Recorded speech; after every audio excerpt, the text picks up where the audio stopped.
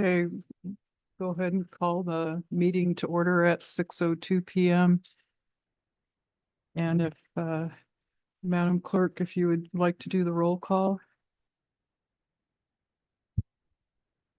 Commissioner Ryan. Here. Commissioner Sweet. Commissioner Forsberg is absent. Commissioner Kroll. Here. Okay, we have 3 present, Madam Chair. So we do have a. We do have a quorum. And I'd like to get a, motion to approve the agenda. I will move to approve the agenda. Second that. All those in favor? And if, Madam, Would you like me to call the roll? roll call. Yes, thank you. Commissioner Ryan. Yes. Commissioner Sweet. Yes. Commissioner Kroll.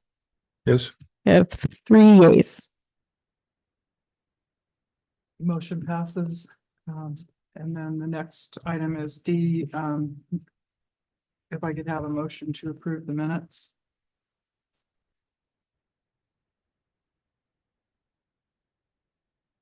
Motion to approve the minutes. I will second that. And Madam Clerk, if you could take the roll. Here, to approve the minutes, Commissioner Ryan, Yes. Commissioner Sweet, Yes. and Commissioner Kroll. Yes. We have 3 yea votes, Madam Chair. And so the motion carries. And then item E, public comments regarding items not on the agenda. We do not have anybody signed up online. Is there anyone in the room that would like to comment on items not on the agenda? And then Seeing none. public hearing, hearings prior notice. I don't believe we have anything there. And do we have any item G, consideration of site plans now? No, Madam Chair, we do not. Okay, so if we can then go to item H, commission business, and the first item is request to update the Seldovia zoning map to reflect the Seldovia 2014 comprehensive plan. And we'll start with the presentation by the staff. Okay, so in the packet, starting on page 7, we did receive a request by email as well as an application to rezone 3 parcels. So I've included from page 7 is the email request, and page 8 through you'll have through page 15 are other materials that were submitted by those members that are relevant to that. And on page 16, you'll see the zoning amendment application petition that was submitted by Mr. Lathine, Ms. Martin, and Mr. Stranick. And then on page 19, you'll find the amendment procedures for the responsibilities of the commission.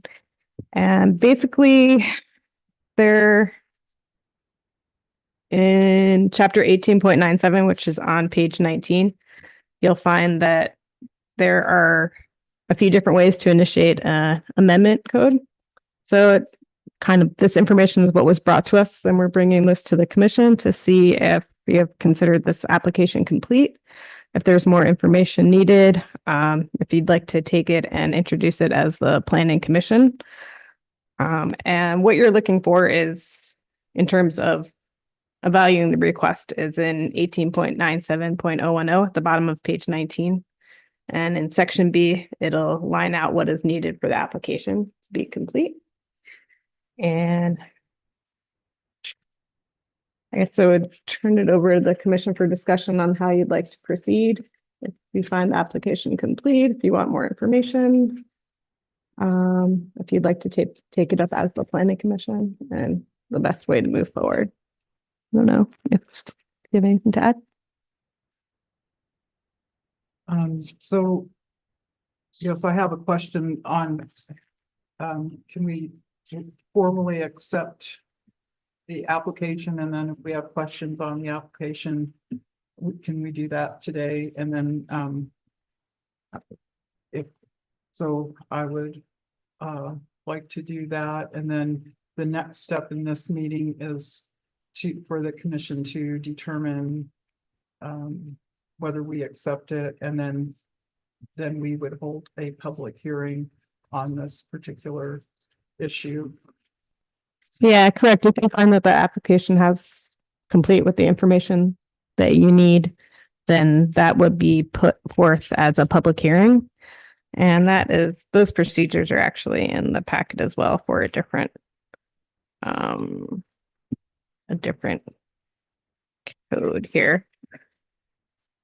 But that would go out. It would be a noticed meeting or a public hearing at a meeting, at which point the commission would evaluate, there'd be a public hearing, and you'd go through findings, whether or not you feel that you want to recommend that be adopted. And if you did, that would be an ordinance that would be forwarded on to the city council for adoption. Okay, so what I'd like to do is, I'd like to formally receive the application packet, and then talk with the applicants about the application, and then once we do that, then just determine as the commission on a way forward. I also have a question from the staff perspective. Do you have any items open in terms of the application? Through the chair, thank you. That's an excellent question. We did request a map to go with it. We did have a map that was presented previously by one of the applicants. It's been included in the packet, and then you were able to provide us with a map as well today after our discussion that would meet the needs. So if we include this in it, it can help consider that application whole. And I did ask the applicants for a little bit more information regarding the application itself. If you look at it, it refers back to the comprehensive plan and in its entirety. However, with using one of the applicants' information previously provided, it does specify more what that inclusion of the comprehensive plan looks like with the page 33 preferred use plan, as well as policies. So having it all together helps provide some of that additional information. It would be up to the commission to determine if that's enough information. If you look at the application on page 16 and 17, you'll see that it just simply says see comprehensive plan. So if you're able to ascertain the numbers 1, 2, 3, 4, really all the questions relate back directly to that amendment procedures and what that responsibility of the commission is in order of consideration and determination. So I would leave that up to the commission to determine if they have enough information to make that consideration based on the information they have in front of them. If you'd like more information, we can gather that by staff, from the staff, or we can request that information from the applicant, or both. So, and Commissioner Ryan or Commissioner Kroll, do you have any preliminary questions before I continue? I guess I would like to see more explanation other than just see comprehensive plan on the application. Okay. But I don't know if that's what you're talking about. It was an open question. I just wanted to make sure that you were able to provide input along the way. So I guess I have a couple of items. One is, and if the city manager, could you give the applicants a copy of the map that we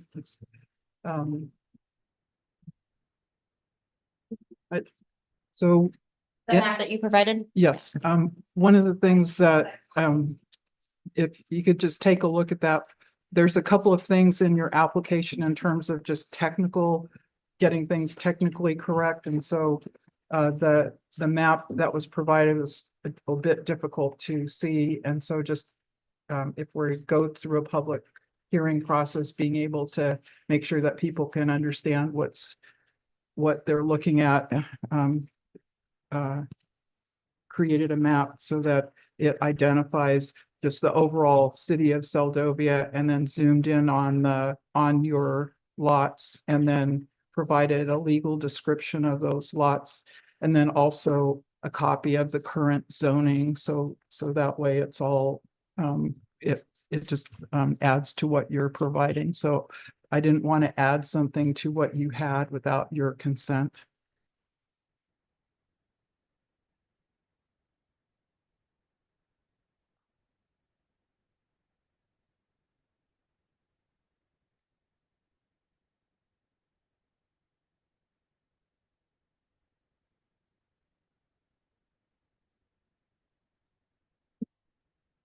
Is that, so is that, I just wanted to check with you, is that acceptable to add that, add those maps to your packet, to your application packet?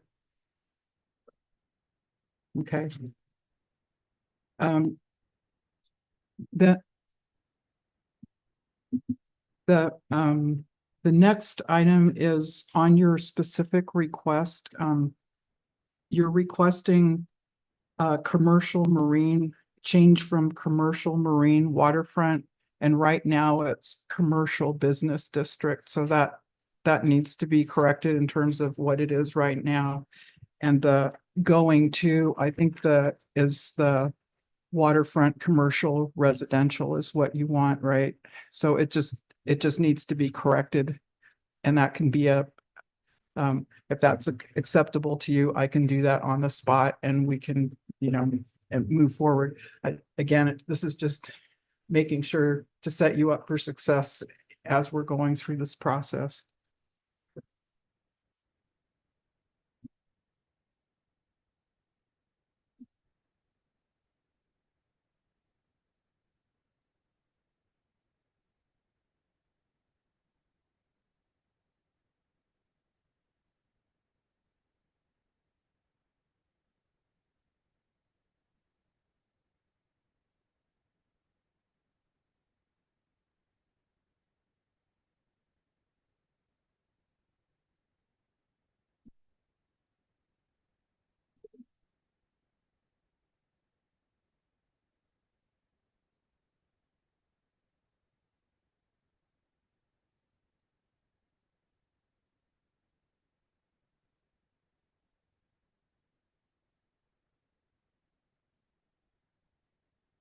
So it's the one that they're going to requesting to become a waterfront commercial residential?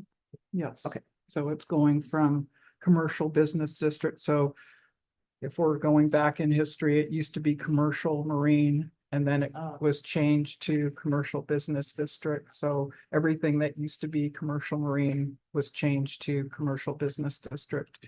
And that's what it is right now. And then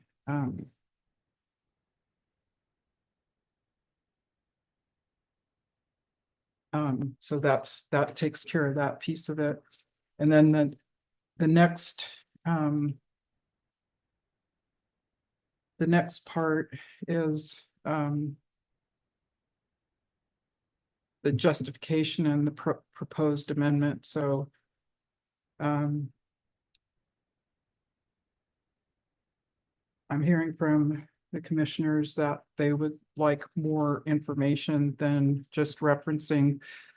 Sorry, I'm hearing that from the commissioners that there's a need for more information besides just stating the city comprehensive plan. And again, yes. Why? With all of Just hold on. You can state your name. Chris Lethine. I ask why because it seems that they went through a lengthy process in the comprehensive plan and made the determination that they had. And so what more information do you need, I guess? So I don't. I would like to see what part of this comprehensive plan you are using as justification. I mean, you could just go and to the plan and say, I hear it's, highlight it and just put it on the application so that it's not so general, just so you have a specific example of what it is in the plan that is the need and justification, how it's beneficial to the public interest, how it's compatible with surrounding zoning districts, how are the public facilities adequate to meet this change, and how does the proposal not constitute spot zoning? Okay.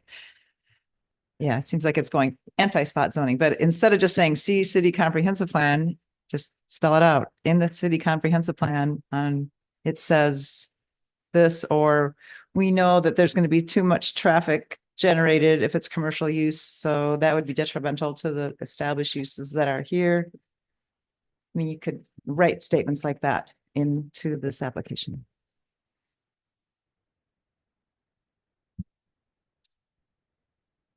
And if I may, maybe this isn't my place, but Chris, the determination is based on the amendment procedures. And in it, it states the items that the onus is on the commission to consider and determine their recommendation based on those questions. So if you look at the packet, and that the application is supposed to help with that.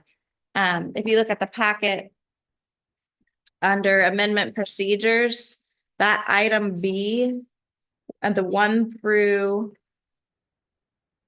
7 is they have to have when they make that recommendation, if you look at the Alaska Planning Commission handbook, it refers back to with any determination that they make, they have to have findings that accompany that determination. And part of those findings is looking at these items and saying, we considered all of these items and we determined based on these items that we're either yay going to make this determination or nay. So it's helping if you guys can help provide that additional information to help them be able to make that finding, make that determination and consideration, and then put forward that recommendation. So so along with that, let me, because one of the things that I would like to do is listen to what you have to say and make sure that we're being responsive and we're helping you tell the story when you're talking with the public to make sure that they're also, because when we have a public hearing, you're also talking to your neighbors and making sure that they understand what you mean.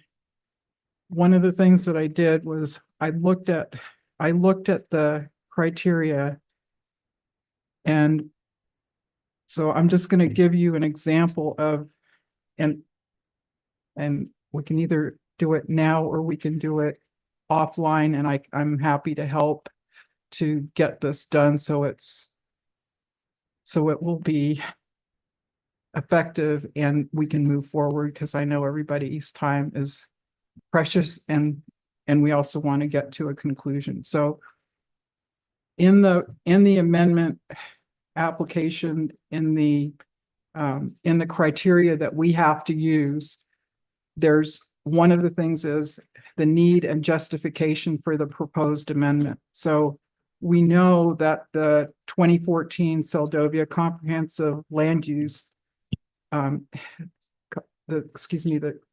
2014 Seldovia Comprehensive Plan, there's on page 33, there's the land use desired future conditions concept. So there was a concept in the plan, and that includes a slough district with mixed use development, recreational access, and semi-historic character.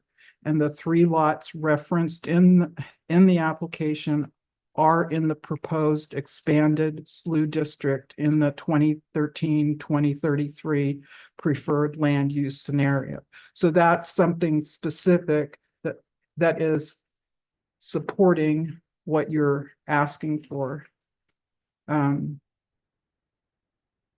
The lots are currently in the commercial business district, which was established by ordinance, and there's the numbers, and the current zoning map, which you have, was put into effect in 2021. Just going back, the 2005 comprehensive plan had some just general information on land use, but not to the detailed extent.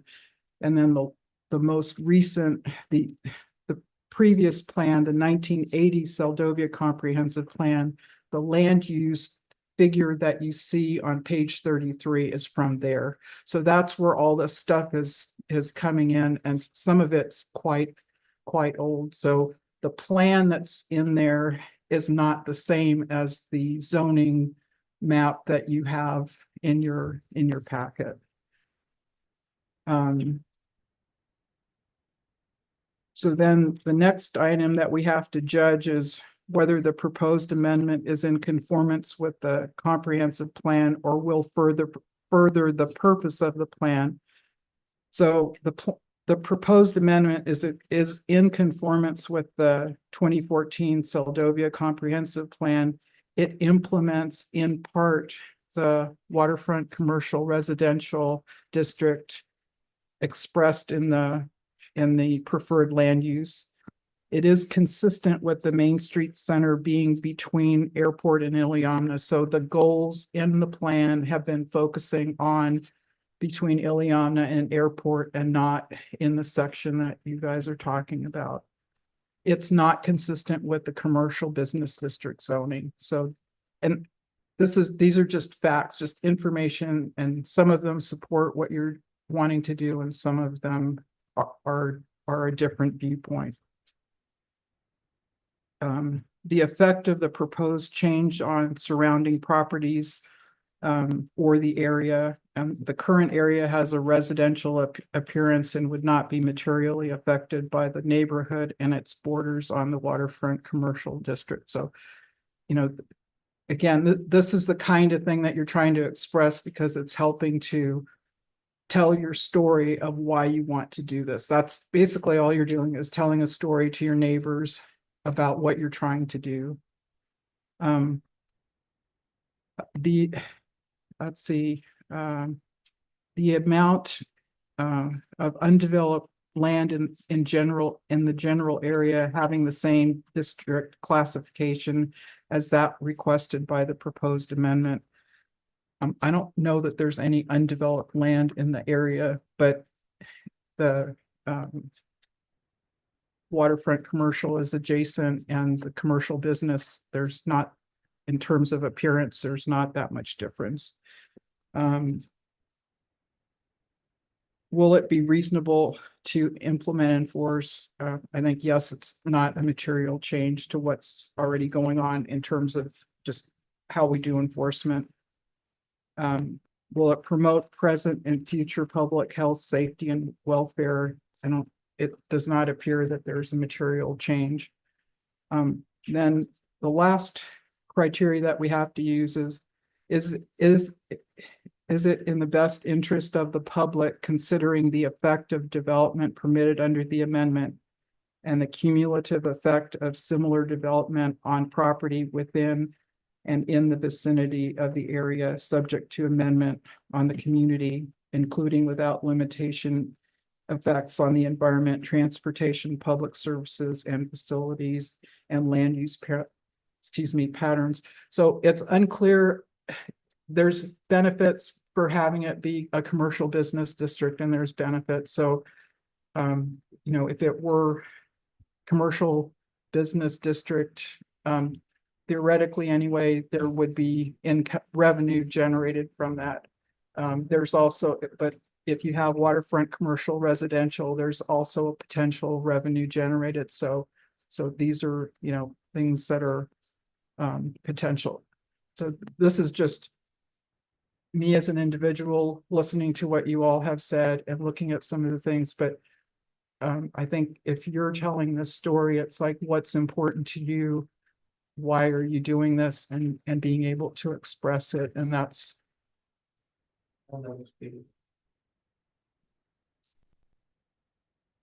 Thank you.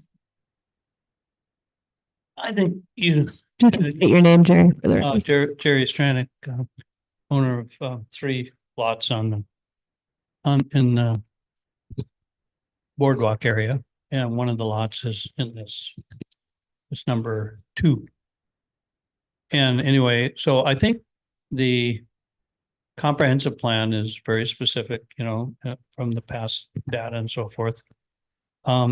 It's also true that the residential aspect was considered then, and that's why they drew that line, and back in those days, I was here then, and I understand why they did that. I think the bottom line is that you can still have a business, and when a business becomes profitable, and you want it to be, of course, otherwise you wouldn't have it. That gives you the opportunity to do that. Now we do that on 2 of the lots. The 3rd one isn't, because it is, in a way. I have people that have secondary storage in there and so forth right now, but it's hard to make legislator make laws that make businesses profitable. You have to have. So we have a 4-month season here, basically, and you have to make money in that season or it doesn't exist. And I think this is just going back to what the original plan was, and we can change it, if it was profitable to do it and develop, say, my warehouse right there, to develop it into something that would be profitable in a business way, I would do that. So that's what I'm saying, is that it's, I think that we're on the right path. I think because we're all in agreement of it, and we don't have anybody that's objecting from the public, and I know there's supposed to be a public notice and so forth, and that's fine. But I think that anybody that will want to make money in this town will do it if they can. And we're seeing that more and more. And I think there's a new life coming to this town, and we're very happy to see that. And I think this just falls in line with what was done from the past, passing into the present and the future. Thank you.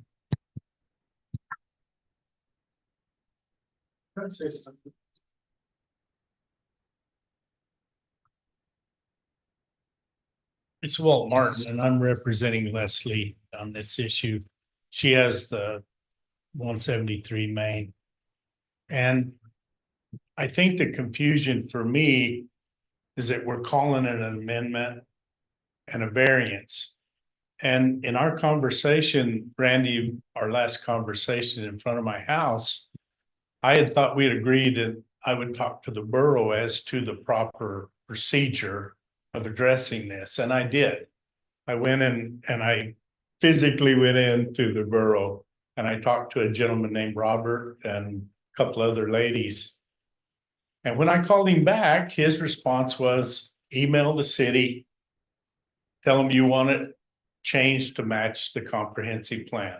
And that was that simple. And he said it would go before the city to recognize that and create the authority to do it, which they have. And then by the next meeting, they would vote on it and it would go into effect. So when we're talking about an amendment, I brought this up. I told it last year. About beat this court thing to death or things. But there's an ordinance, a state statute that says the city shall change the map to comply with the comprehensive plan. And we can make it as complicated as we want, but basically you have three residential lots in a residential neighborhood. And you've got the pavilion that needs to be protected from some major commercial operation. And then you have the largest commercial building in town on a residential commercial lot, that being the clinic. So common sense tells you, hey, we've got the biggest building in Seldovia. That probably should be on a commercial lot. And we have three residential areas that common sense says these should be residential. Now, the borough is the one that gave me those instructions, and I've tried to pass that on. My problem with going before a whole nother planning and zoning is we're canceling out the first one. Sort of like a double jeopardy sort of thing. Because if you guys come back and say, no, we don't want to do this. The last planning and zoning spent a year and a lot of taxpayers' money to draw that map and decide that. So we're just gonna null and void all the taxpayers' money. Now, it was my thought, and I thought we had kind of thought that we would let the borough make the final call as to how that should go. And that's what Robert had told me. He said, send the city this email. I CC'd him. That's what he told me. Now, maybe we can get it in writing. Heidi, I see you don't agree with me. So Anyway, that's either that comprehensive plan means something or it doesn't. Someone drew that map. So period. let me take a stab at it. And the comprehensive plan is a guide. It is, and we in our ordinance also state that we should match our ordinances to the plan, but a plan is not in the same category as an ordinance. And so we execute things in ordinances. And so the way that we're doing this is we're trying to help you. I know it's it may seem a bit frustrating, but we are trying to help you move forward to get this done. And this is the process. The amendment process is the process that we use because we have to create findings as it's like we're when it was previously being done, it was being done as a subcommittee on recommendations on what to do about the commercial business district. And out of that conversation came, your suggestion to change the zoning of those properties. So that's coming to this commission. So that was in a subcommittee. And now it's something that's come to the commission to be dealt with. And so that's what we're doing right now. And what we're trying to do is make sure that what you want to accomplish can be done because we're getting the information that we have to submit. And let me just let me explain what the process is. If we agree that having a public hearing is the thing to do, what we will do is then it has to be noticed. There's a 30-day notice to the public. There's a meeting with the public about this issue. Then we've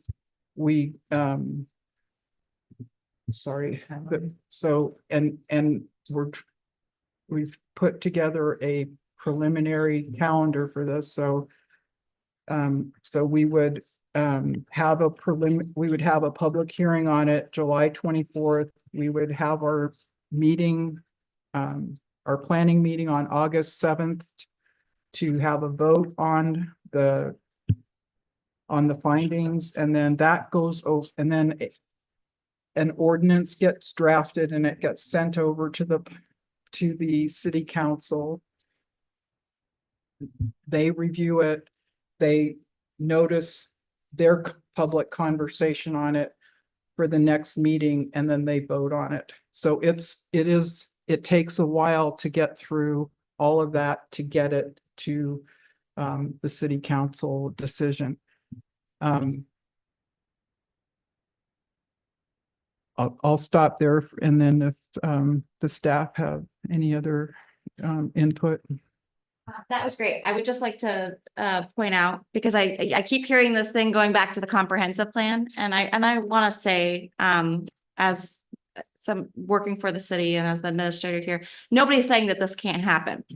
And I think the confusion is how it happens. It is in the comprehensive plan, yes, but it also states in the comprehensive plan under the policies under, and this is the action, right? These are the action items under. Get here. Implementation, policies, P3, zoning updates, update zoning codes and the map to respond to the comprehensive plans. This is the process, right? Now we have to update. It's here. So now how do we move forward? If you also look at implementation B, resources and time, I would like to point out that it does specify in here, and it's a very good section in the comprehensive plan about how to implement the plan itself. It says, throughout this planning process, residents voiced appreciation for the city and advocates taking a proactive, positive approach. Yet there was also guarded concern that Seldovia not take on too much or consider radical changes. Balancing these sentiments, Seldovia will benefit from a slow and steady approach to implementation.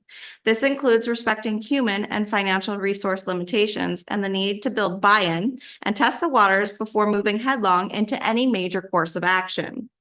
And there's more, there's a few more paragraphs. I do recommend you read it, but this is the guide on how to implement. 10 years. Yes. So then on top of that, if you look back at the statute, it does as Commissioner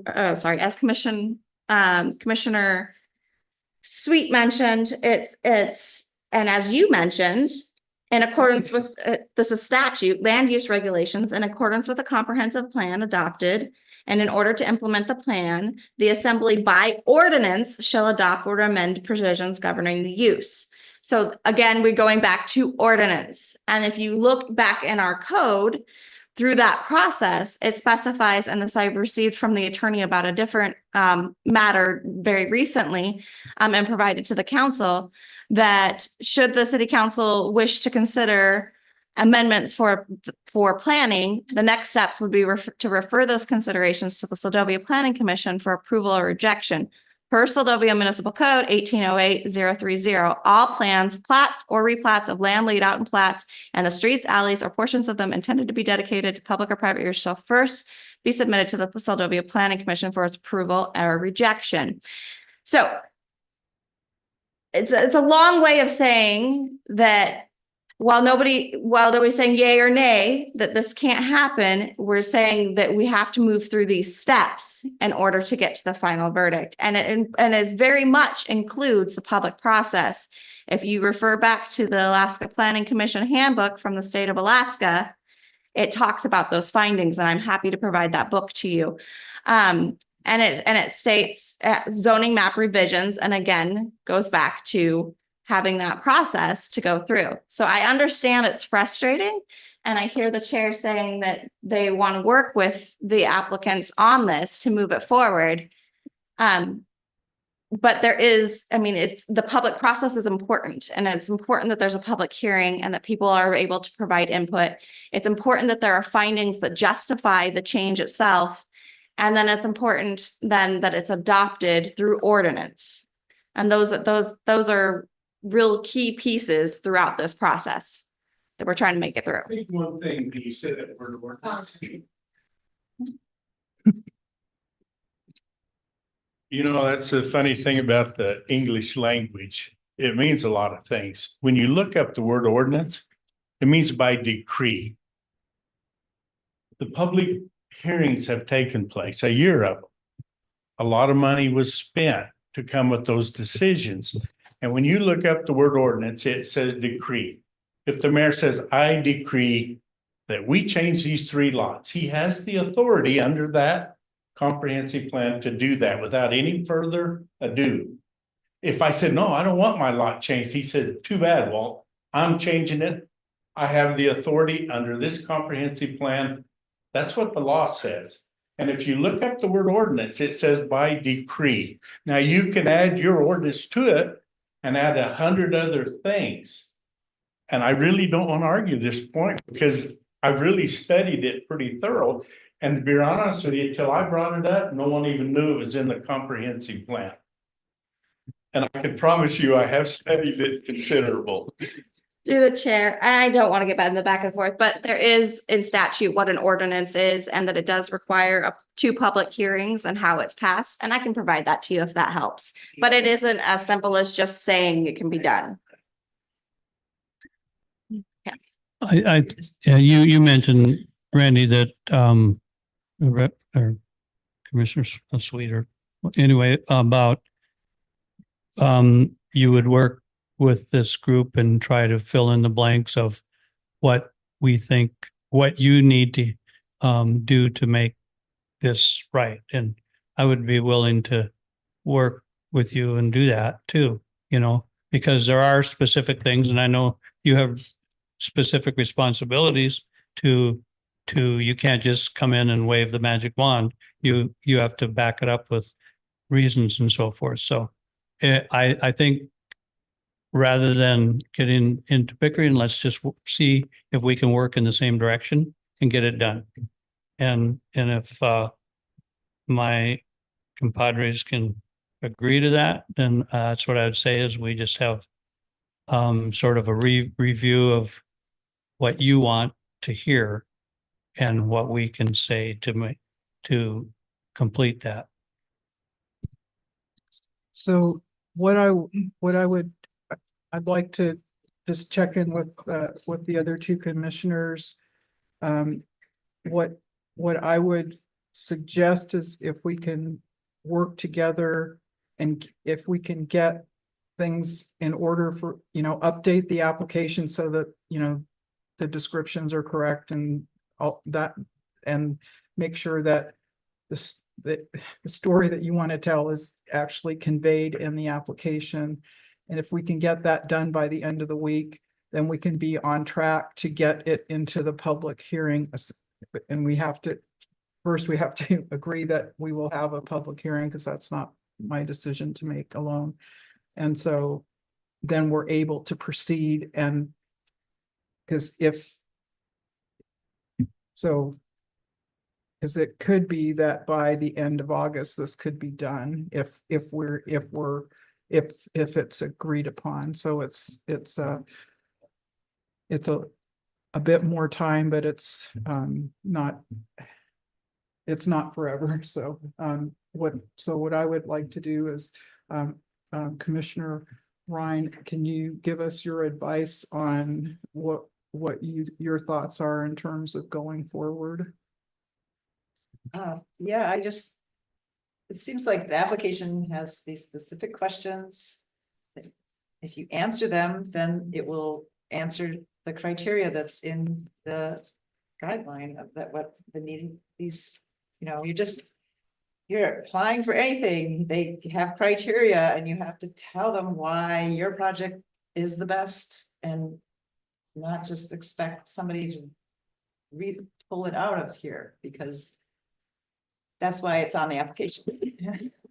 But it's really clear of why this is a benefit and how it affects things. So I do also have a question, is that I assume this plan here, this zoning map came out of the comprehensive plan. No, that map was updated in 2006. There was a small update and change in 2021 after the commercial marine district changed to commercial business district. So the map was updated along with that change to represent that commercial business district name change instead of the marine. But the last zoning update done was in 2006 prior to the comprehensive plan. And this map came from that. Correct. And then there's this other map that also has this. What you're saying is what's already on the map is not being a commercial business. And that's the comprehensive plan.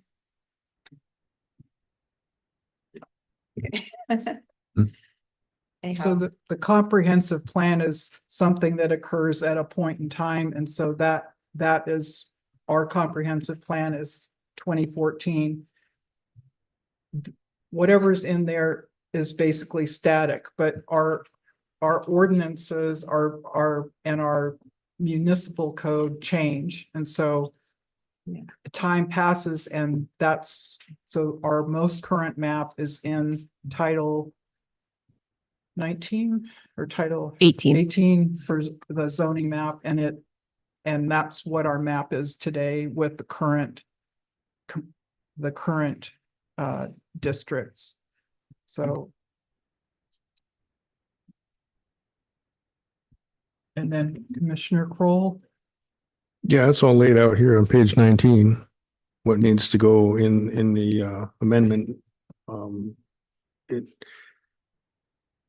The proposed amendment to be given to the official, and then they have a hearing, and so it just needs all of that info on there. Somebody needs to draw that up and just put this all together and submit it, and then it goes before the public hearing and then take care of it.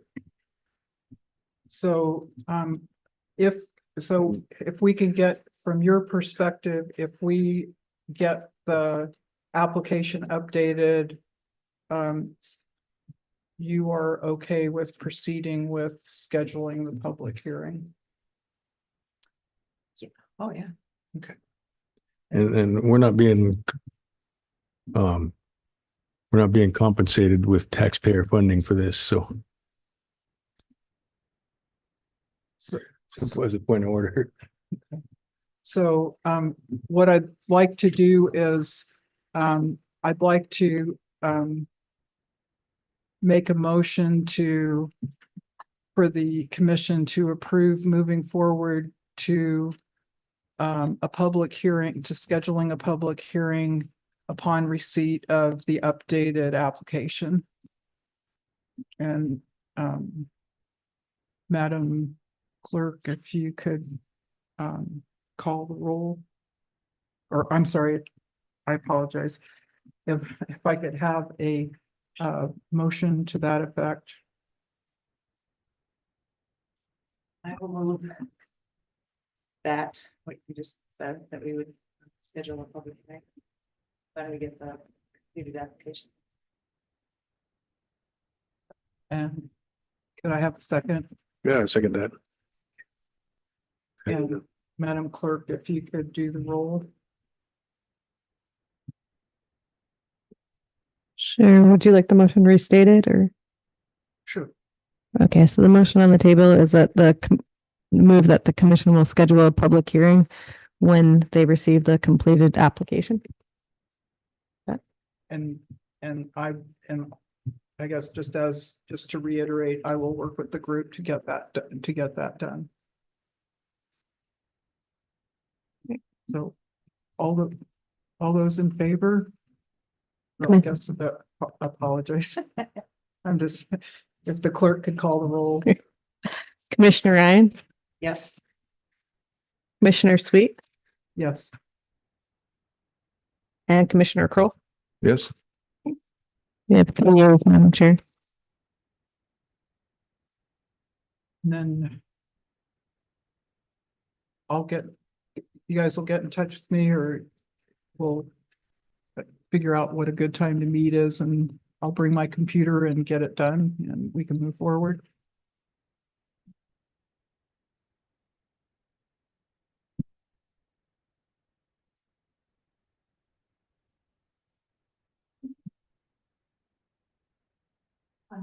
Mhm. Sounds good. And then I guess do we need a moment for a bio break, or Well, I think they could all fit on one or two pages. it's up to the group, just checking. Do you want to proceed? All this. Okay. Continue.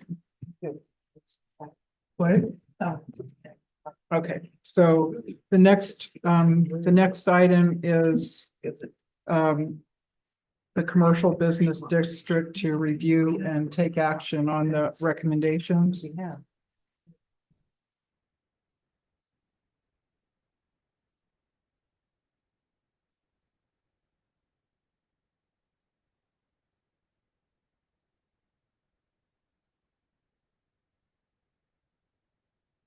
And so this just taking us back to our work on the subcommittee for the commercial business district, and we had a number of recommendations, and so the commission had asked that we get these recommendations reviewed and updated into the code. And so our process here will be to go through worksheets on the different recommendations, and we'll either accept them with changes.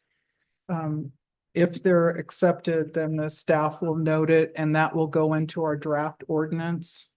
And then if they're rejected, then obviously they won't, but this is just so.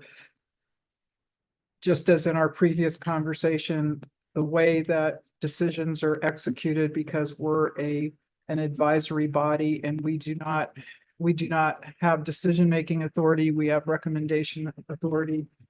We will then we will actually have 3 draft ordinances that will go to the city council, who will review it and then take action on their own.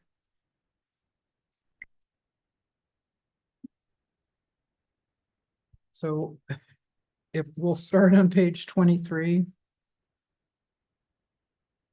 And we of the packet.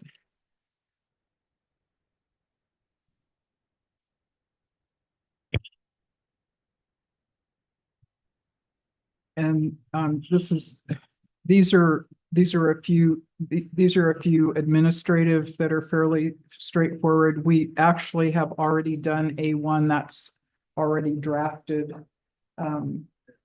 The A1 is to remove land use headers in the land use tables, such as industrial, commercial, and et cetera, and alphabetize it. And we did that a few months ago. So that's already in the draft so order. that one's done. And then there's another one that's to consider adding an abbreviation for an administrative permit, just to put the letter A with parentheses around it. So so this is an example of a fairly straightforward one. Is that acceptable to the commissioners? This is just an edit, so it's just Commissioner. Yes, Commissioner Ryan, is it acceptable to you? Commissioner Cole, is it acceptable to you? Yeah, I'm not aware of any unintended consequences.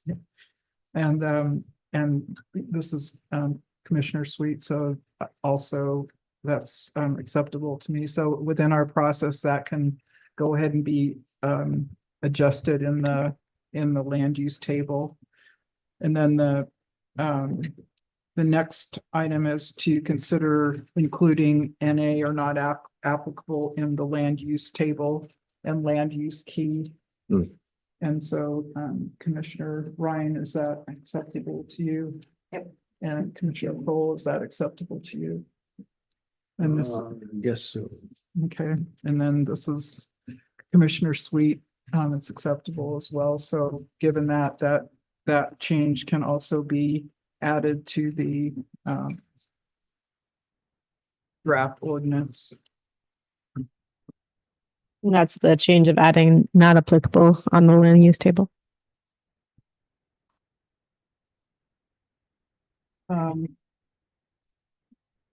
So the next one on A4, the recommendation was to include expectations of operating a business in the commercial business district, to include a current sales tax registration, Alaska business license, city business license, and professional licenses as applicable, and this is on page 24.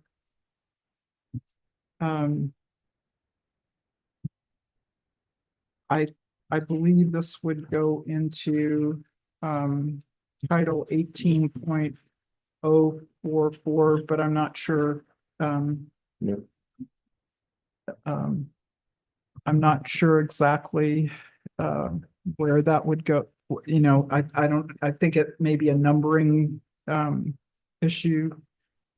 So that's just a question I have, but this is just this was the recommendation from the discussion of the subcommittee. So if either Commissioner Ryan, do you have any feedback on this one? Seems like, is this saying that any property owner is gonna need to provide that? It's in the commercial business district? If if they're operating a business. Okay, So if you're include, so it's if you're operating a business in the commercial business district, you want to make sure it's a you want to legit. make sure, yeah, so it has all four. Three of those items are required, and then a professional license if it's required. That was the judgment of the I guess subcommittee. it's good unless there's unintended consequences of being overly burdensome to a business owner. If this is already things that they're all gonna have, then yeah, but if there's like, this is too much, one or two of these things, I mean, you know, rather than all four, I don't know. If the staff has any feedback on this.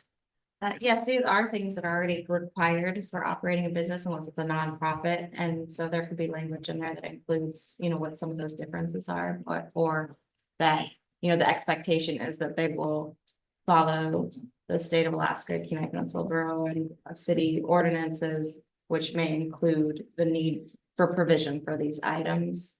And see where you could, or division under definitions of what operating businesses and in the commercial marine. Under what a business is, if it fits in there. We can look Commercial at it. business district. Commercial business, sorry, Sorry. it's been a long day. Under commercial business district, if under the expectations for operating a business in a district. Potentially, we can look at that and bring back recommendation. Okay, so that would probably be the most expedient thing to do, is just for you all to double check that and then bring it back, and then we can just take it up at the next work session. I also wanted to, I actually have a procedural question, because I noticed that we have a member of the subcommittee here, and I was wondering if there's a procedural way where we can allow the person to participate in this conversation. Yes, there is. There is a specific motion, but I can't remember it off the top of my head. Do you have it, Clerk Diamond? It's been a while since I've looked at those. I don't know. Let's Let's check out. Yeah. Check out the book. I think it'll be good for all of us to know this, and we don't want to lose the opportunity for feedback when we're doing these things.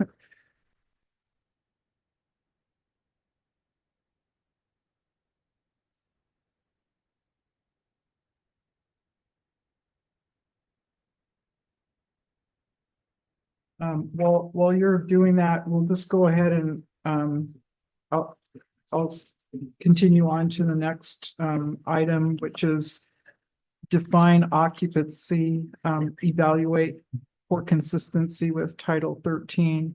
So this is just to let you know that in Title 13, it has a definition of occupied, reside, or have one's place of business in a building. And then beyond that, it's just a comment on formatting. So the possible change, or the possible addition to our definitions in Title 18 could be, since it's occupancy, so residing or having one's place of business in a building. So it just writing that to conform with the difference in the type of term it is, but so it's consistent. So is that I guess from your perspective, Commissioner Ryan, is that an acceptable way to move forward on this? Sounds good. Yeah. Is there a definition of occupancy now? No. Apparently So this is not. So good this to is, have something. I think this is just So it's what good. happened is when Yeah. you all were working on this, there were discrepancies that were identified. And so we're just doing a sort of filling in or taking care of the discrepancies.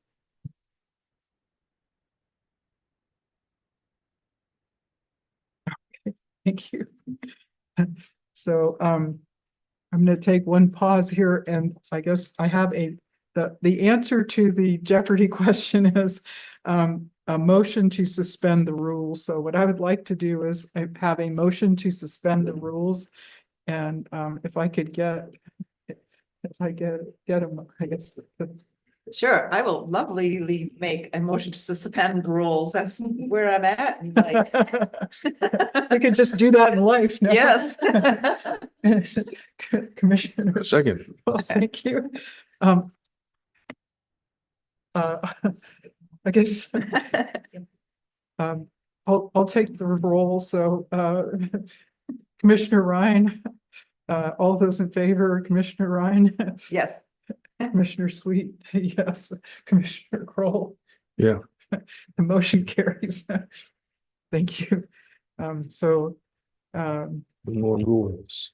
no more rules. Yeah, I guess Be a little more specific about the motion. Sorry. So if you want to, if you have a comment, please let us know. Thank you. This is Ecola Collier. On the last item about recommending to include an expectations of operating a business in the district, we thought that it might be helpful when purchasing a property or when looking through the land use table for the city of Seldovia, if people understood what that means when they're buying a property in the business district. So when I purchased my business here, that wasn't necessarily something that anyone brought to my attention. It was something I had to go dig through, and that even applying for the city of Seldovia's business license, I learned other items that I needed, and it would be helpful to have that in one spot, what the expectation of owning in the business district is and the items that you need to operate that business.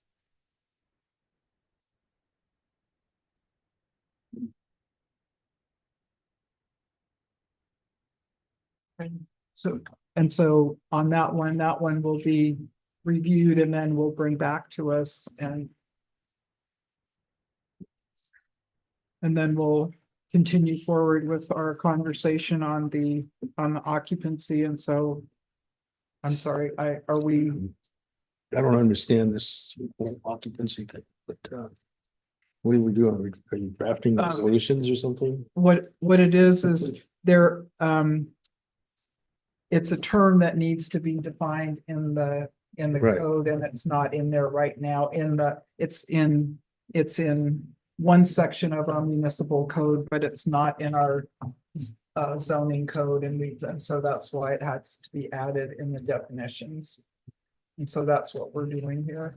I mean, why is that your job? I don't know. Because the reason for it is because we reviewed the code and we found problems. And so what we're doing right now is we're taking the recommendations that people made to fix those problems, and we just have to accept them so they can be put into the draft ordinance, because these things have to be provided to the city council in the form of an ordinance so they can vote on it, and then the code can be updated. So that's why we're doing this.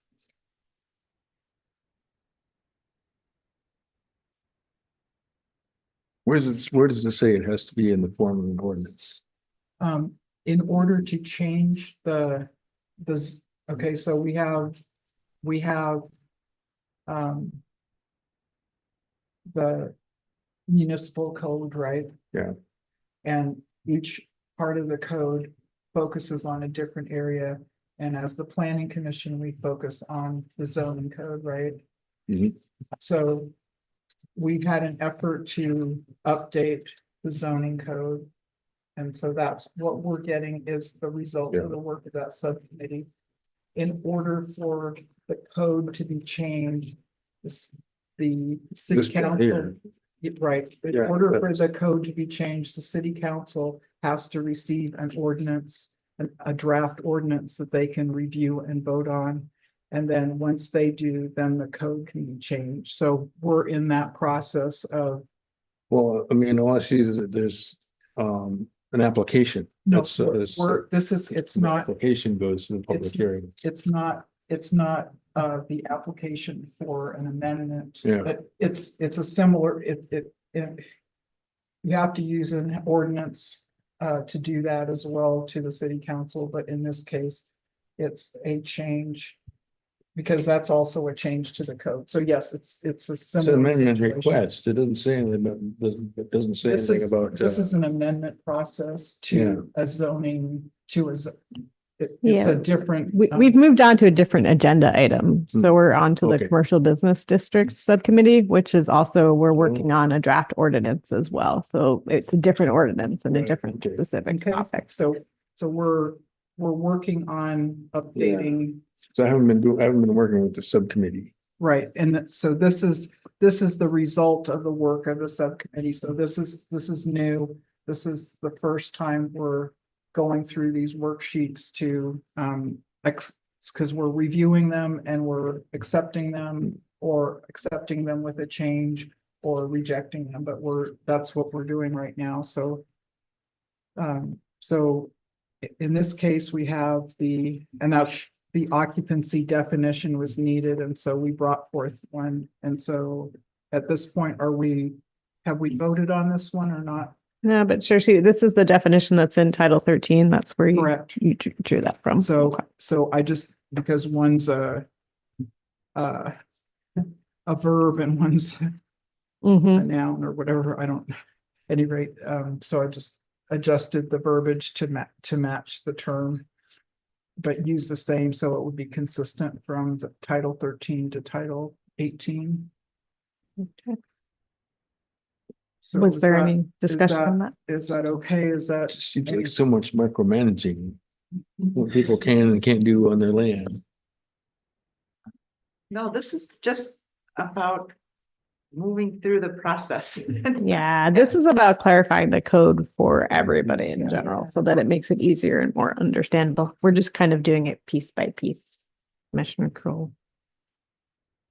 Is there a problem with occupancy being in a place where either you live or you have a business? But a lot of people are only here occupying for half the year or less. Well, Yeah, this is, it's just a general term about you're actually physically you're living in a building basically. Or taking up space in a building. Occupy Wall Street. Yeah, So does that have I mean, there is nothing that speaks to seasonality in occupancy. no, It's either like you're either there or you're not. It's either occupied or it's not. you have a business there, but you may not be operating that business. It still is where your business is. Yeah, if you have a Okay. current business, if your business is not open, it doesn't mean you're not occupying that space. Right. So I mean, is, we could clarify that further. There's an opportunity there for house sitting, business sitting.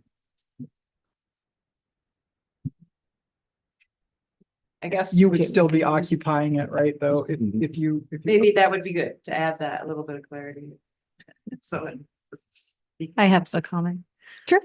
Going through the process, we were trying to streamline it and simplify it as much as possible without adding in extra items. So without doing a time duration. So with this occupancy, it wasn't the business is only considered a business if they are in business for more than X amount of months. So it was, this occupancy is, you have a business, you have a current business license, you are occupying this building or residence, and it didn't have a time constraint.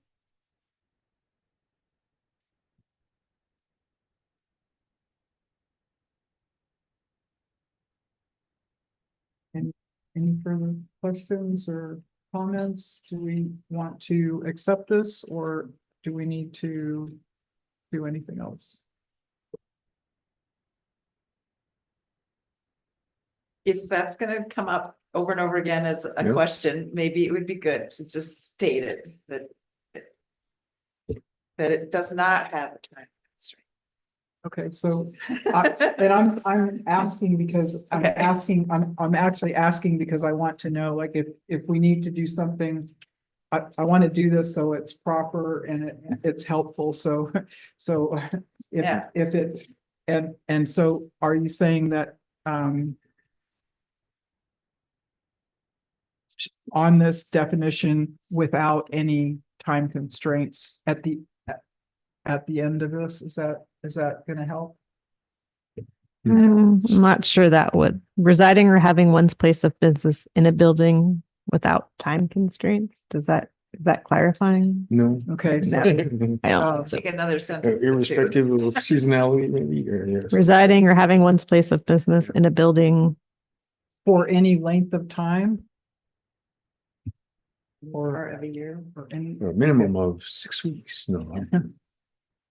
I think the idea was not to put a minimum or a maximum in it. Those were in the subcommittee because there are businesses that have varying open and close times, but it doesn't mean that you're not because occupying that space with the intent to operate your business. You might be closed, you might be doing something in the background, so. and if, I guess by definition, you're either going to be residing in it or you're going to have a place of business. If you have a place of business, it doesn't matter whether you're residing there or not. I mean, it's there, it's physically there, right? So. Mhm.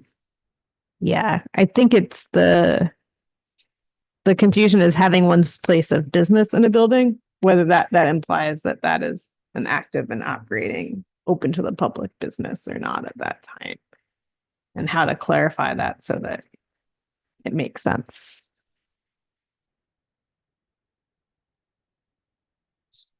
I don't know. Commissioner Ryan, do you have any things off the top of your head that? Well, the business has to have all these registrations, business license, city business, so that would show the type of business. So occupancy could be residing or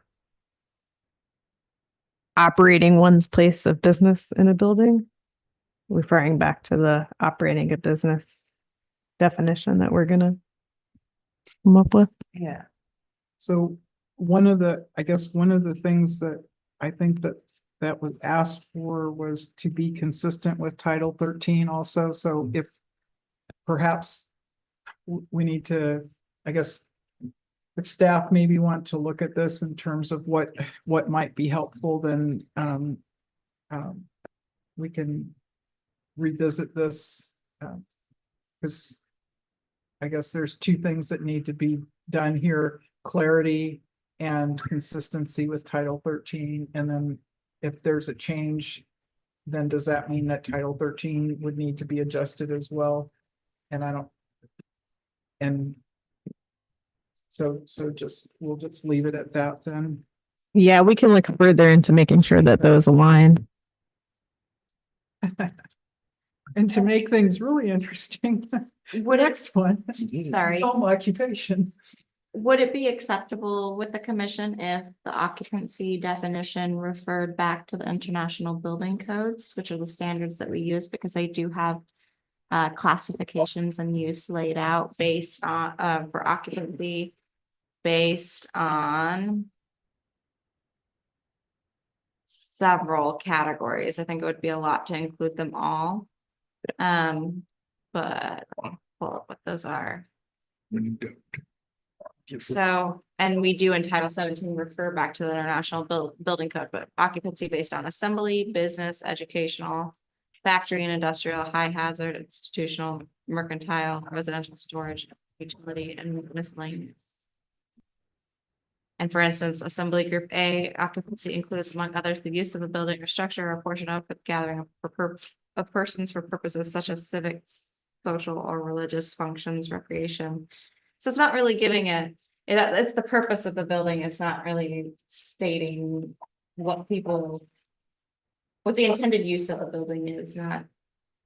There isn't any further restriction under that definition other than the intended use is.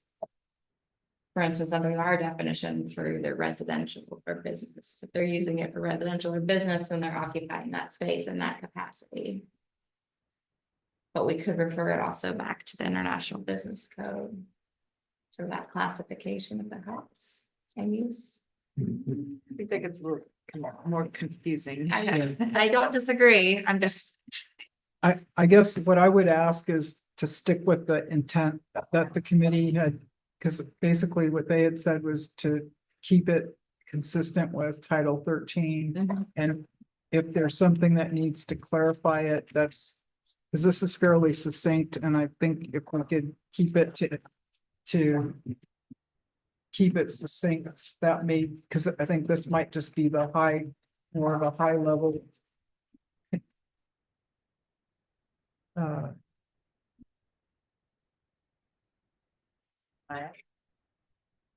Yeah. So if we can, if we can do that, then I think keeping it crisp might be helpful.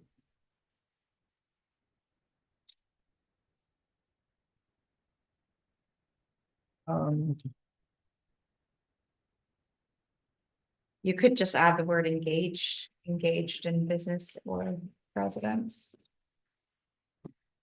And if that, would that,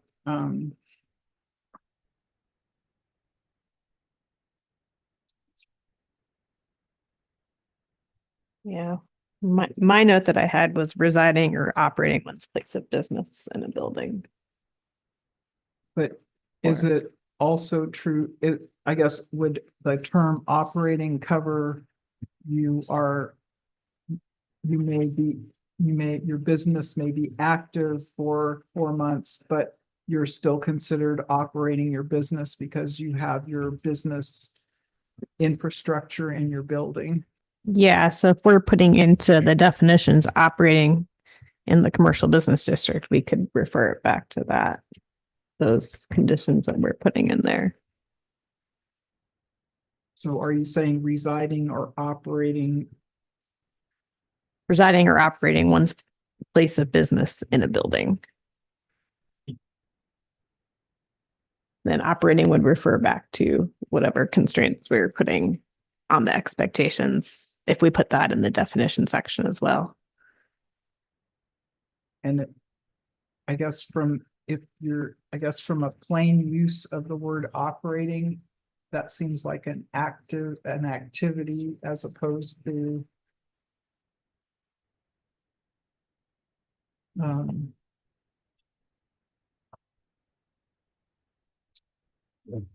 Is that it's my understanding that was the intent, was occupancy would be in contradiction to a vacancy of a property. it would what? It would be the other side of a vacant property would be operating. So, and we have a definition for operating. That's what we're looking at. We have putting in. we have expectations, but, and so we would, I guess, are we clear that operating means either occupying a building with your business infrastructure, or actually having an active business going on? Operating to me is something, if I'm operating a business, I think I'm there and I'm actually doing something, not so just the inference to it. Okay. I So the other word you had was engaged.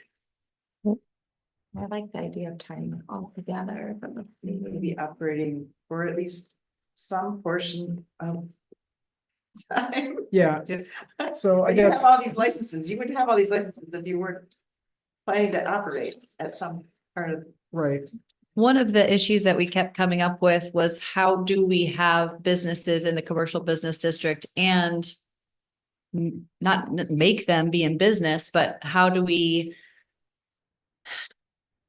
make sure that they're fulfilling that role in this district? And having, the only thing that we could come up with as a subcommittee was having an up-to-date business license for the city, for the state, your tax ID with the borough. Having those items in place means that you are actively in business. mhm, Because you do have to renew those. You have to renew the city one yearly. You have to renew the state one, depends on how you sign up, but yearly or every 2 years.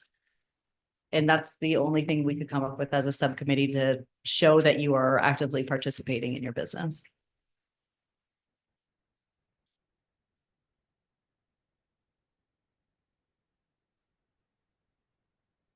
so what is the will of the group then? Well, I think we solved it is if we're operating business. The expectations are they having all these licenses and registrations. Right, Even if they don't have any customers currently, they're still getting so, ready to have customers. okay, Yeah. and so residing or operating a business, okay, so residing or operating.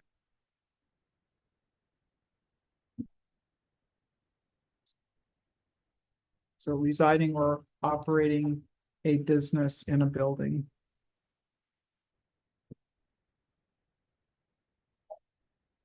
Is that acceptable? Yeah. Okay, so we can put that one on the list.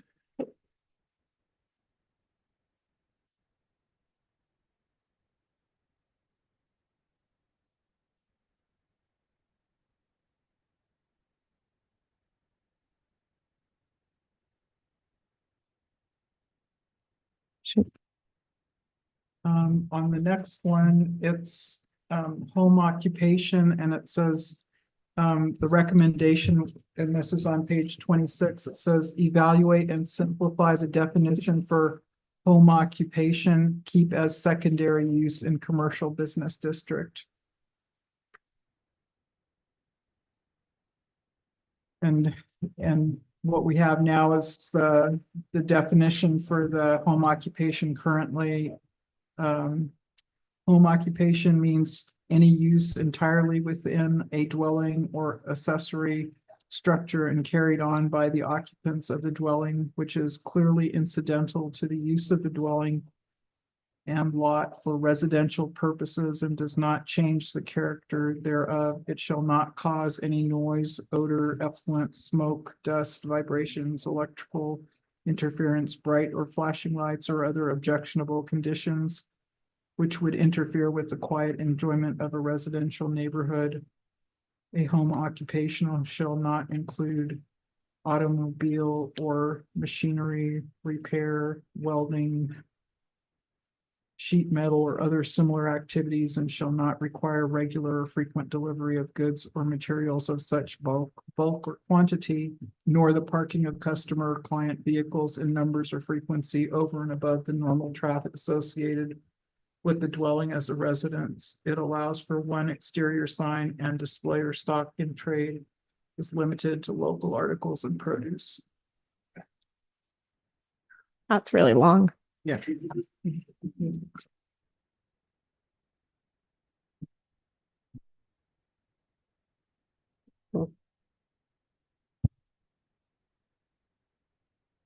Seems like we could stop it at the part where it talks about kind of midway through all those things, bright flashing lights and all that interfere with the quiet enjoyment of a residential neighborhood, period, and not have the rest.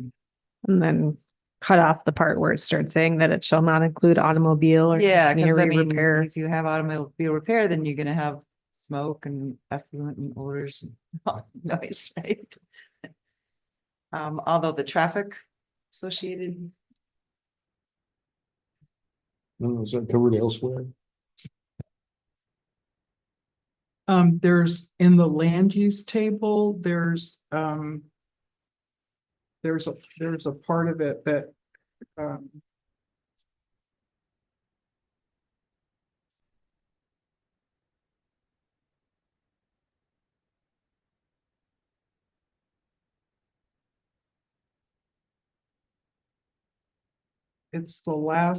it's on page 46 of the land use table. There's a section that says any use which causes excessive noise, Yeah, odors, etc. So it just could say, refer to land use table prohibitions. And, it prohibits those items listed in the land use table. And then it doesn't have to be listed in this definition. Just to clarify, you're recommending that it stay in the land use table and be removed from this definition in its entirety. So home occupation means any use entirely within a dwelling or accessory structure and carried on by the occupants of the dwelling. So we're gonna just try another idea out there. Kenai has a really interesting sentence in their definition for home occupation. And they actually have a permit application for it, which is interesting, but in the middle of the definitions, it says, in general, a home occupation is an accessory use so located and conducted that the average neighbor under normal circumstance would not be aware of its existence other than for a sign as permitted in this chapter. So having that is not disturbing your neighbor. And I don't know if that's It was necessary, but a it's neon interesting. sign that's flashing. Yeah, well, when you talk about the smoke, Yeah. the right, dust, the vibrations, electrical interference, I think maybe that's how they made it a little bit more succinct, is just saying you're not bothering your neighbor with your home occupation. and basic, because I guess the issue here, I mean, the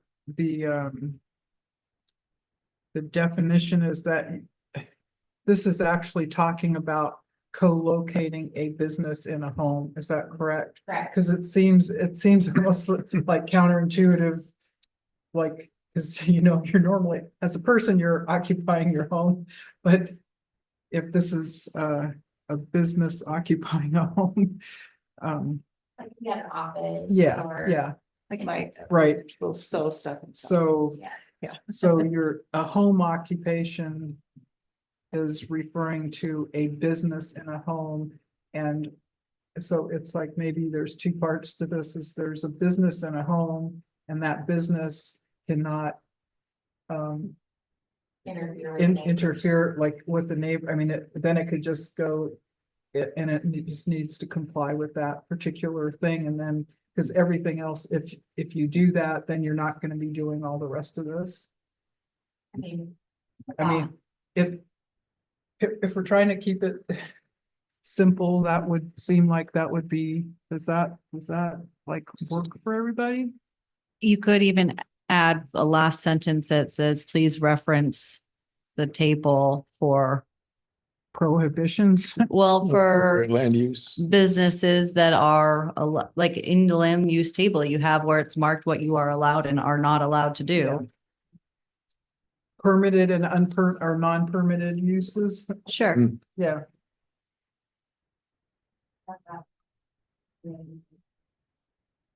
Okay, so we're, Yeah, but I'm confused about where we ended up on this. so we're taking out after does not change the character thereof. And then Mhm. after that, putting in the sentence in general. Home occupation is an accessory use, so located and conducted that the average neighbor under normal circumstances would not be aware of its existence other than for a sign is permitted in this chapter.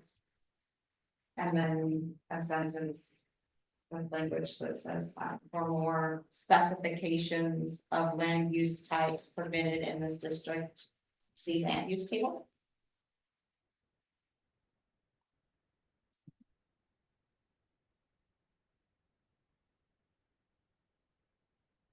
Just cross up.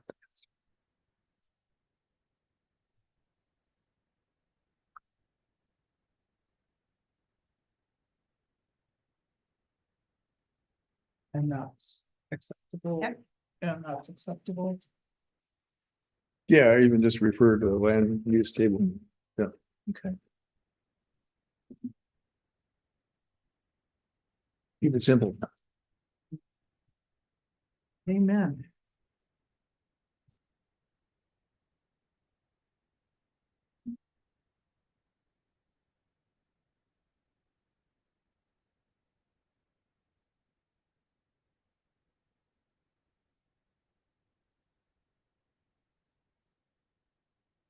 And the next one is motel, hotel.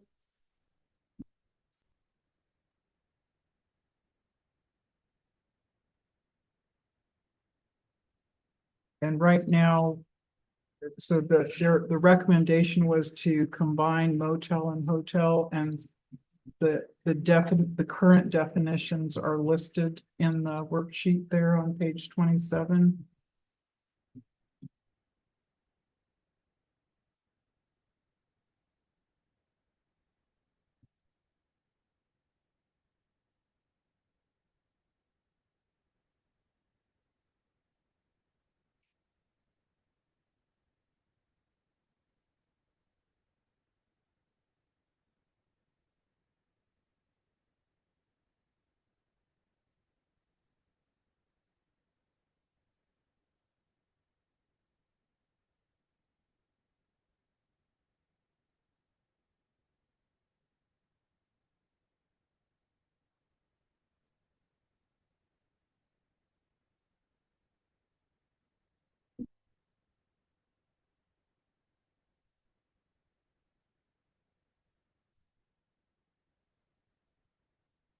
The only, when I did some reading on this, I came across the term lodging. I know we use the term lodge for something, but I'm not sure what term would fit squishing these two things together, but that was one of the words that I saw that was at least a way to capture. Right, and I believe that this may be a bigger topic because the subcommittee had brought up. Putting overnight rentals or short-term accommodations under one terminology. So like a short-term accommodations, and then under that, you can provide examples and definition of what those are. Whether it's hotel, motel, lodge, hostel. So should we just hold on this one and then when we do short-term Accommodation. accommodations, because I mean, hotels and motels can be long-term, but they're not. Yeah, And you're I one. have to remember, maybe hotel motel was supposed to remain separate. I believe They're it was supposed to larger. remain separate, yeah. They're larger. They need to remain separate because for fire code, hotels are over 5 rooms. Right. And One or more for motel, okay. Okay, so we're just gonna reject this particular recommendation because it was to combine hotel and motel, so. we still wanna still, do it. we can, they could still be combined. So it could just be even 18-20-015, number 43 is hotel motel, a building or group of buildings containing more than 5 guest rooms used for the purpose of offering public lodging on day-to-day. Yeah, with or without parking.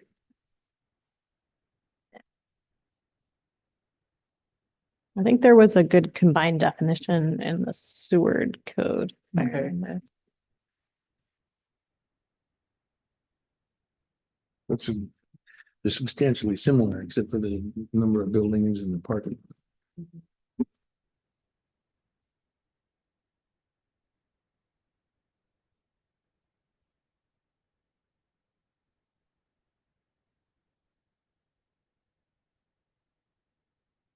So, yeah, So the definition was hotel motel means a structure or portion of a structure located in the city, which is rented or offered for rent for a term of less than 30 days. So it is a short term, they're talking about it as a short term. In the Seward code, they have short-term accommodations and then they have categories under it. One of those is a hotel motel category. This one does not have the number of rooms, but Yeah, that's just for fire code. Yeah. I guess. What she said. yeah. This is actually in there. And would there be any reason to just to say anything about if for fire, for fire code requirements on either hotels or motels to look at those directly? I don't know if it's, Fire codes are a different. yeah, situation. so we don't need to mix them up, but I didn't know if it was just something that if somebody would, I think when you go through the process of getting your business license and Mhm. telling the state what type of business you're looking at doing, that's when you address that as a business owner. okay, And the part that we need as the city is knowing where we would be able to operate that business. And so having a definition in the code of a hotel / motel mhm, and what districts that's allowed in, that's what we need to be concerned with, not with the requirements that the state requires. okay.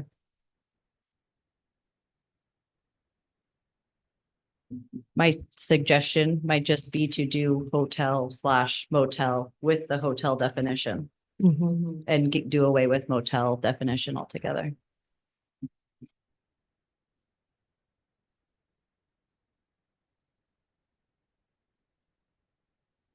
Does that work for you, Commissioner Lyons, Commissioner Cole? Okay.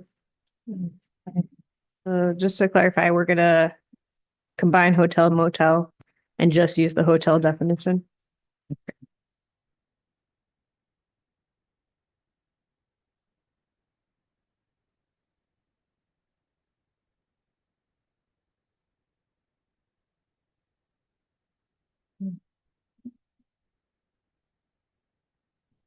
And then in that, so I guess just as a caution or we just want to make sure that when we're combining these, then we also need to combine them in the land use table.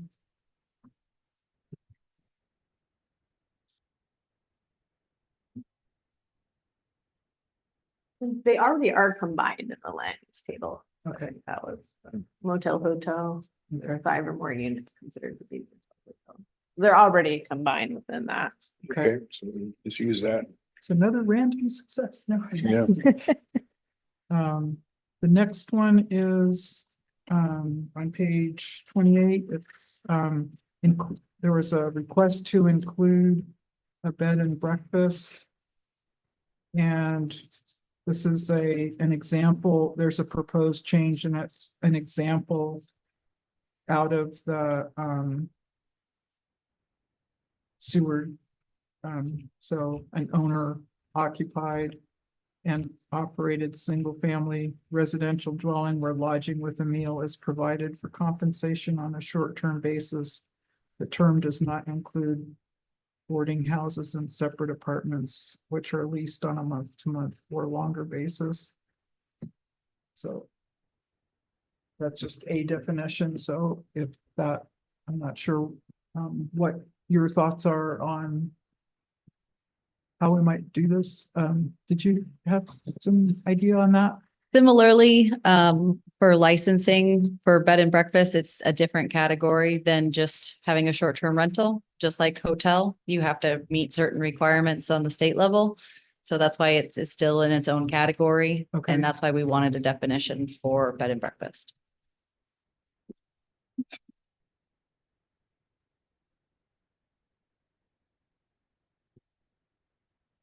And we do, and I guess currently we do have bed and breakfast in the land use table. We just don't have a definition of it. That's correct. So this is an option for a definition. Does anybody see issues with this one or have a different one? Well, do you know if this is consistent with the state's definition of bed and breakfast? Is it owner occupied? I don't, but I can look. I believe so.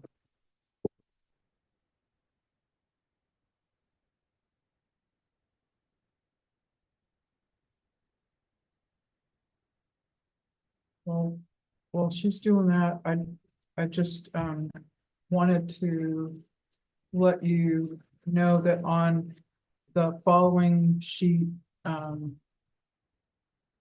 the subcommittee asked that certain things be retained, and so it doesn't really require anything on our part, but we just don't want to remove these things, or that's what and so this was on A16. And there, I believe there are definitions of all of these terms, and then there was on A17, there was a request to remove museum from the land use table, although I couldn't find museums on there, so I don't know if it got removed already, but that's those are just, I think, I think the request is to remove it from the definitions, because it's already under the definition of entertainment uses. okay. So it's just delete definition 73. And then that takes it, then that. Because it's not in the land use table, I think that it just needs to be. It needs to be removed from the definitions.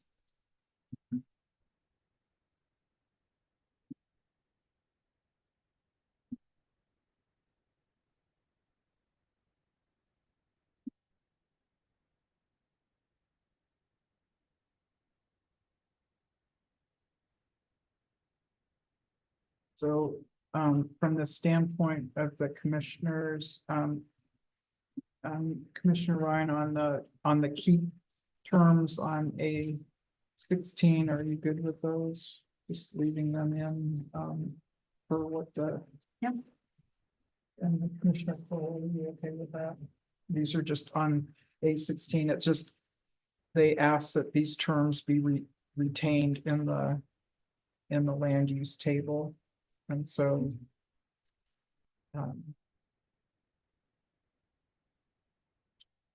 No changes. No changes, so is that acceptable to both of you? Yeah. Okay, so on A16, we're good with that. And then on A17, it's just to remove the definition of a museum because so that's in 73 and it's already in the one that's below on page 31. So we're just deleting that one and it's contained within the entertainment use definition. So is that okay with you, Yeah. Commissioner Ryan, Commissioner Kroll? Okay, so we're good with A17.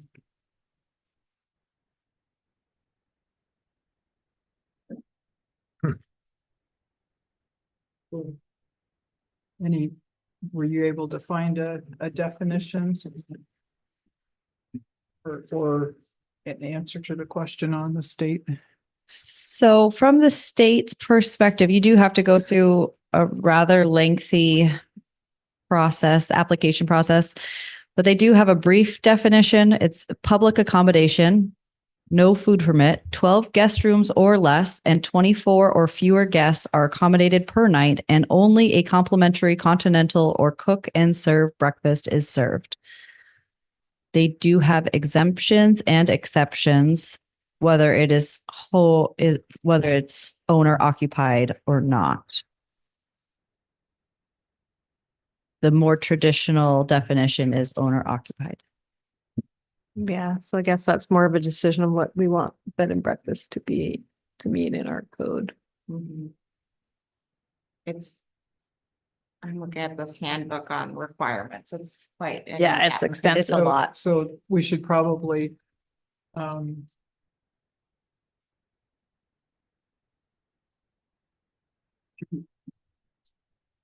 guess, would the staff be willing to take a look at it and kind of figure out what might be appropriate for Seldovia, and then I don't know if we have some folks that are, I guess, people who actually operate a bed and breakfast. That, We don't currently have anyone operating a bed and breakfast in the business district. okay, But we do have. we them do in- have. We do We have. do them. have at least one outside of the business district. Okay, so maybe at least because we wouldn't want to do anything that would sort of create havoc for somebody else's business. So if maybe that could just kind of see what would be a streamlined definition that would do no harm to the business, but at least we have it in there. There is a definition.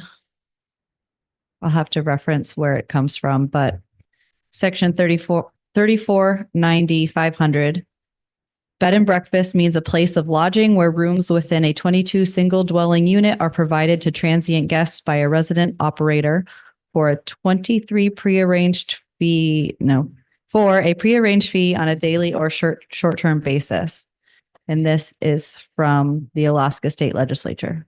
So, and then here another thing, it does reference in this handbook, under building codes, it says reminder. Oh, wait, hold on. It says local building codes must meet minimum standards. In addition to state of Alaska, many local communities will also have codes. It's necessary to review various local laws to determine whether it's legal to operate a bed and breakfast in your community or find out if it's feasible to renovate a property to meet codes. So they're putting it back on the community to make that determination. And then they provide an example from the municipality of Anchorage. It says example, municipality of Anchorage. Bed and breakfast, this is their definition. Bed and breakfast means a single family or one unit of a two-family dwelling, excluding mobile homes, except for in the R5 and R5A district, which is host, owner, operated, occupied, and offers overnight accommodations for which compensation is paid on a daily or weekly basis for no more than 30 consecutive days, and which offers only one daily meal. And that's similar to what we have from Seward. It could be that, I mean, I don't know if we have to specify only one daily meal, but that it's a single family or two families. So if you have like a duplex home, which is host, owner, operated, occupied, probably for our definitions, just owner occupied would be simpler, and offers overnight accommodations. We could call it that, or short-term accommodations, since that's what we're moving to, so that it's matches our definitions. For which compensation is paid on daily, weekly. I don't know if we need that, but we could say offers short-term accommodations for no more than 30 consecutive days I like that. and simplify it. I don't think that we should put in a meal restriction. No, that's why I take that out. Yeah, just keep Are it. we agreeing that the owner occupied is an important part of that Yeah. distinction? Yeah, so a single family or unit or a two-family dwelling, which is owner occupied and offers short-term accommodations for no more than 30 consecutive days. And that's acceptable to you, Commissioner Yeah, Ryan? I just know that you can go get, Airbnb and you can get a whole house without any owner involved. So is there an option to rent a house here? in Seldovia? There are several. Okay. There, It's just so that not would be called- the distinction is one is owner occupied and provides a meal. Yeah, Where the short-term rental or short-term accommodation, I don't remember how we have changed the definition, is a separate entity and it is not considered a bed and breakfast. right. Okay. I think short-term accommodation, I think is the, Yeah. Heidi does not like it. No, it's a lot. Okay. So, so you'll craft that.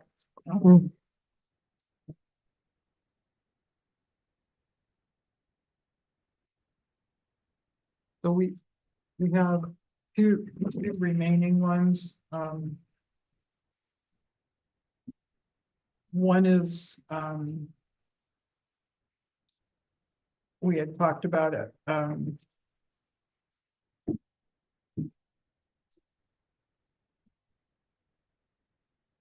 updating the commercial business district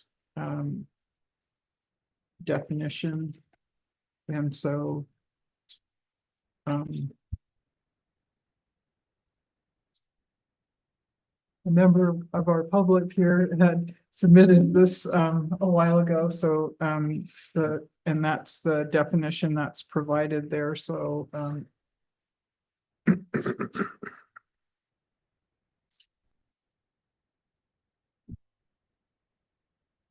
would that be acceptable to the commissioners to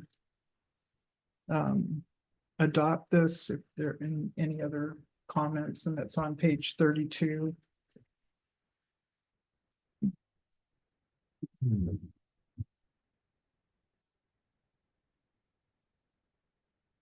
The recommendation example still uses commercial business district as the name.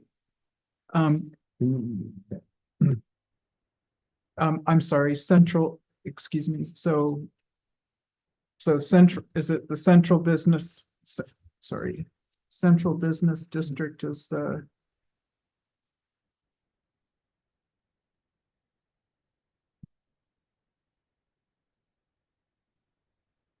is what we want to call it, and the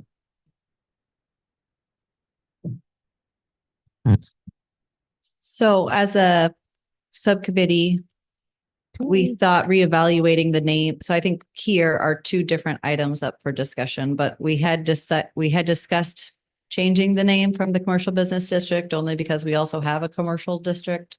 And again, with the streamlining and making things simpler, like not having that confusion. So renaming the district.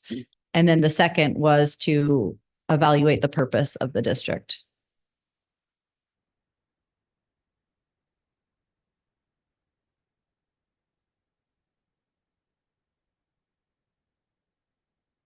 I feel like we had made a change to this definition.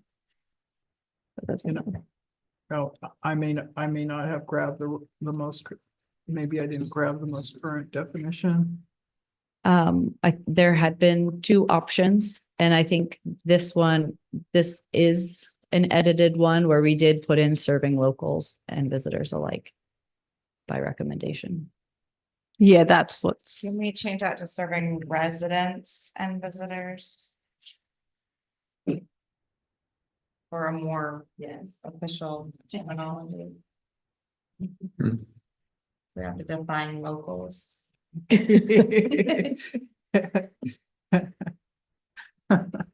Local yokels. it's actually very hard to do to define the local.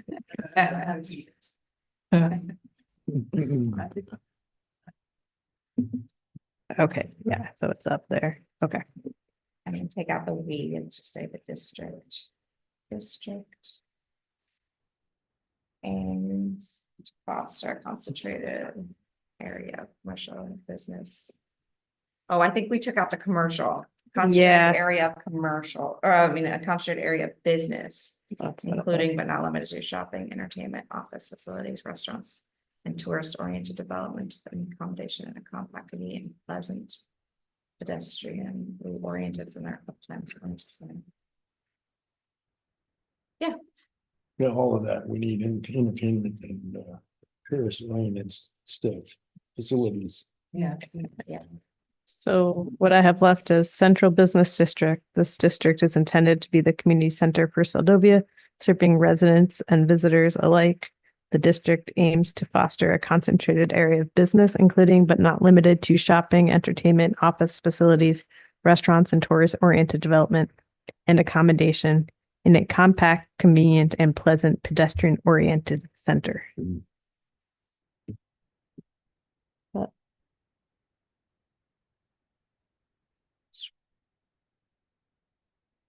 So they're gonna put up a boardwalk and then So there's a possibility. orient to those pedestrians Yeah. down the path. We're gonna, yeah, we're gonna have guides that help people stay on the sidewalk. Yeah. summer intern program. Um. So with the change to central and substituting residents for locals, that the central business district name is acceptable to, is that good for you, Commissioner Wright? Yeah. Okay.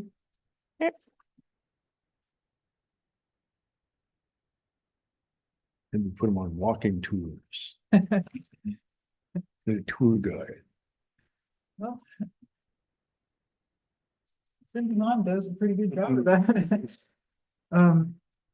So the last one for today is, the include mobile food truck and or mobile business, in the land use table. Or as its own section in Title 18. So this is just calling attention to, there's actually a definition of vending, and it includes Yep. mobile food trucks. So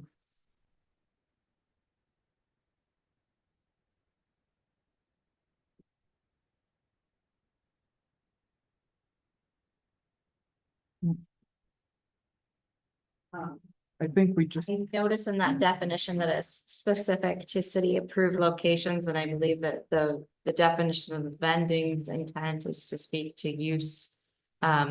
Or selling business operation on public property. So it perhaps that mobile vendor definition should be outside of it as well, and then referenced into vending for on public property, but having a separate definition of what a mobile vendor is, because they can be on private property. They don't have to be on public. That's the intent of vending, is for public property. So. If that makes sense. And we could provide examples of definitions for mobile vending or mobile businesses. okay, As and well as then, some ordinances. okay, and then whatever land use designations that you would want to be consistent. So I'm hearing you say we have two different, it may be the same activity, but they're happening on public land or private land and there's a desire to keep that separate. Well, I'm just saying vending, so if they are vending on, so if they're on public property under here, they're considered vending. So they would have a vending permit, but if they're not on public property, they don't have that same restriction. It can still be the same thing, but taking out. I mean, this definition is very specific to a person or business that sells food or permitted types of goods from city approved locations. So, So having a broader definition. city approved locations or private city approved or private or just Yeah, but then they wouldn't be vending. So I think this one needs a little bit of Okay. further work, that's Okay. what I'm trying to say. so what? Could you, whatever- could you have another, like a item F that says on city property, you require a permit? So then even regardless of where they're at, where they're located, we still consider it to be vending. If you have a mobile business or mobile food truck. But in the event that you're on public land, you need to have the permit. And then take out city approved locations. Yeah. Could do that. If they're the same. If the only difference is you need a permit for city lots and when they go to get that permit, then you will tell them where the approved locations are. Mhm. Take that out under C and then add an F.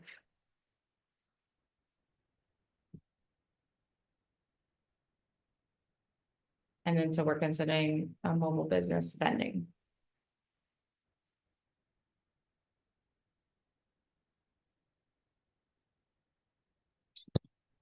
At that definition, even the sale of food or services or merchandise. So the intent of this is for a mobile business or food truck that's on private property, whether or not that would be a permitted use. So under vending, maybe. Wow, I think it's mixing it up too much. it is mixing. But you do have mobile options. We can look at it further. I think we're gonna have to do a little more. Somebody had something amazing to come up with off the spot, which was really close. That was really good.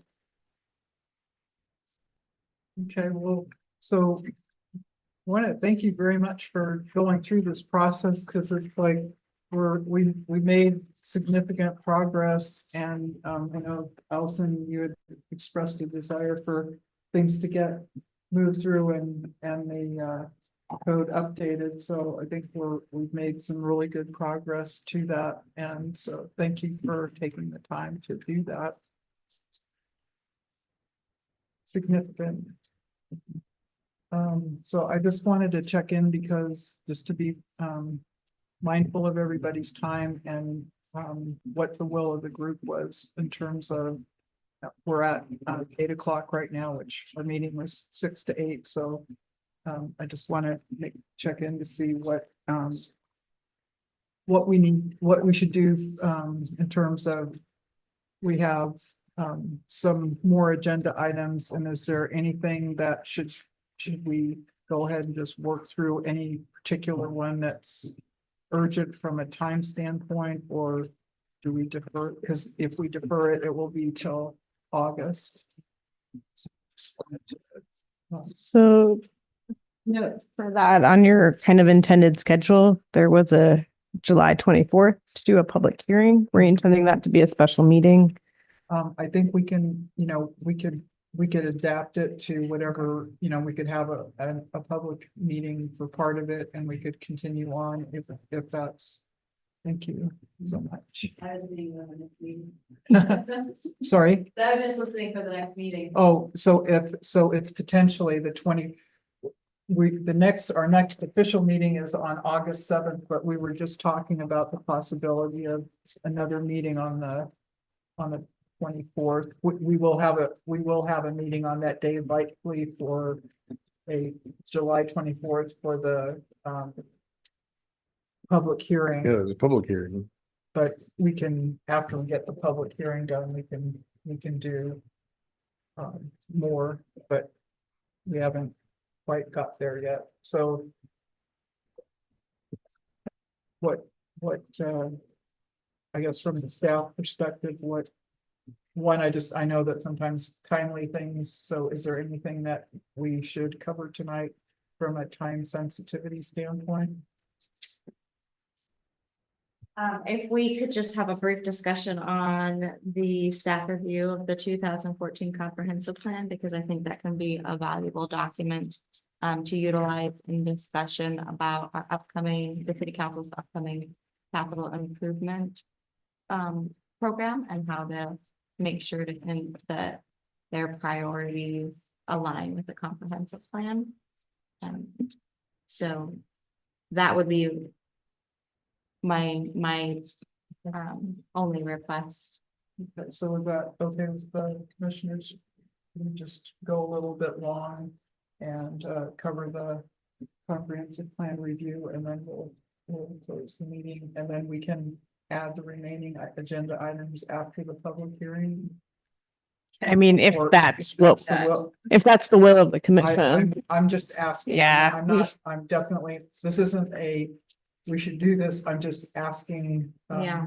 Or we can just, it won't be that much longer to the 7th of August, which will be our next regular meeting. So if you wanted to postpone them until the next meeting, each item, that would be your official definition, but sorry, official motion. This is how I would like to manage define. No.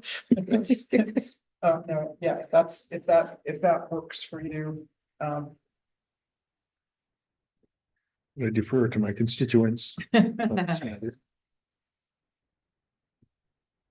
Okay, then- so what I'm hearing is we may need a motion to postpone items H 3 and 4 to the next regularly scheduled or special meeting. And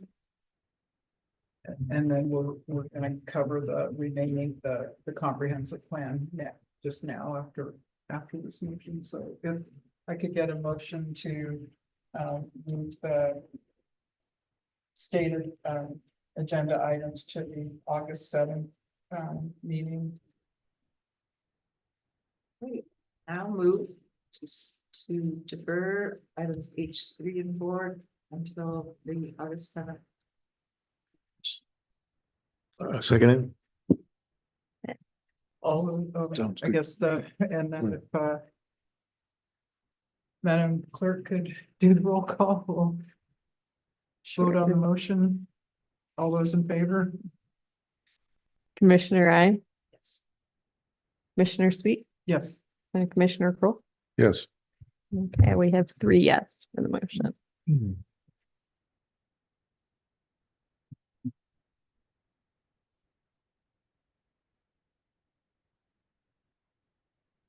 So those items will be brought back on the August 7th agenda. Thank you. And then.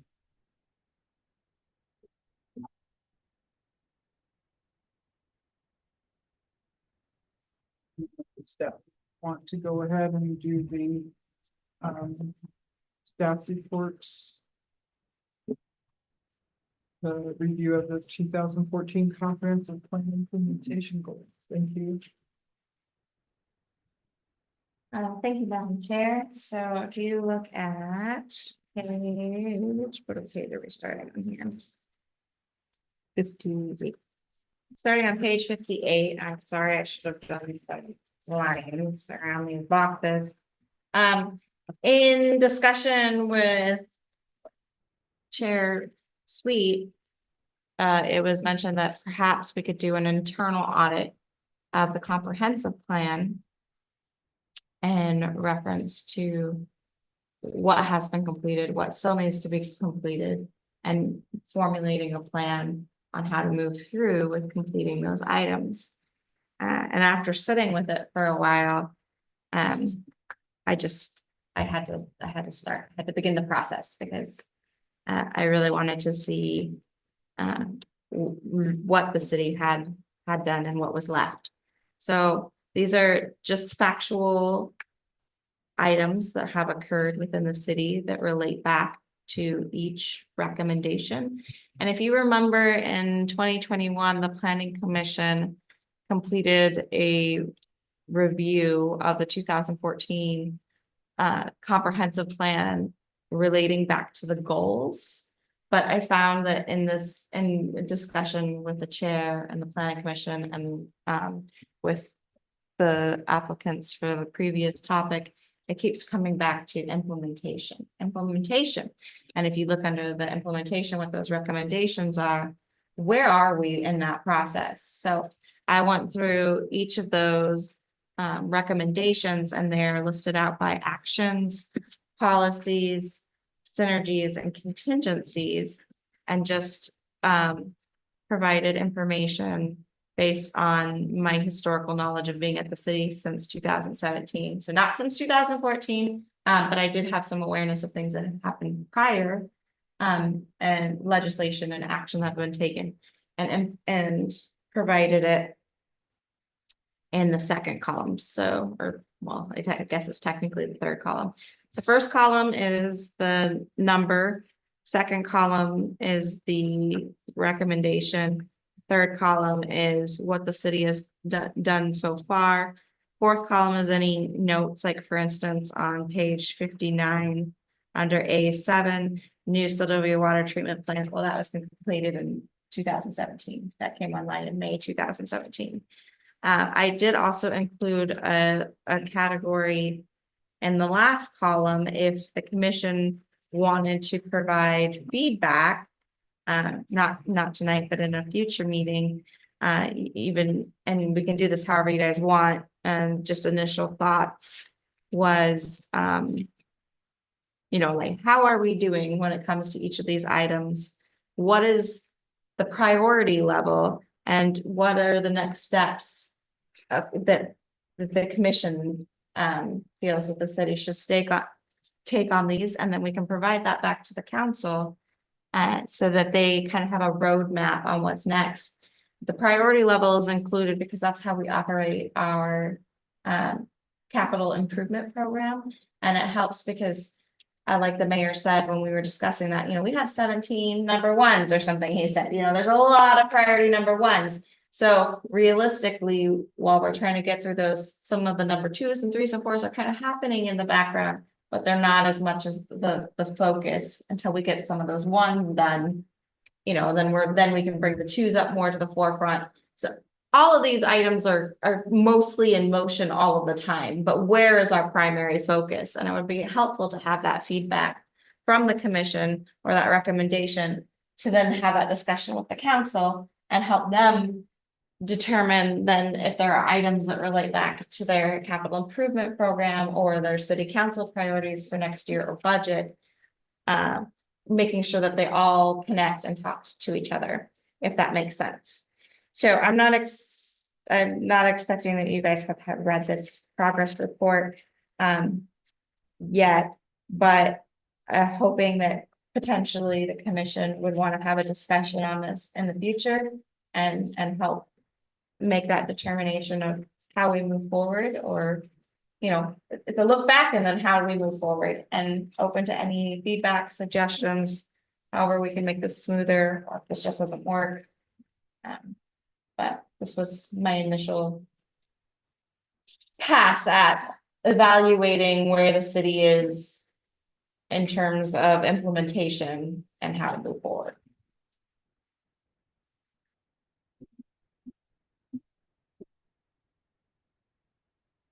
Does the council, are they gonna look at this and also do the prioritizing?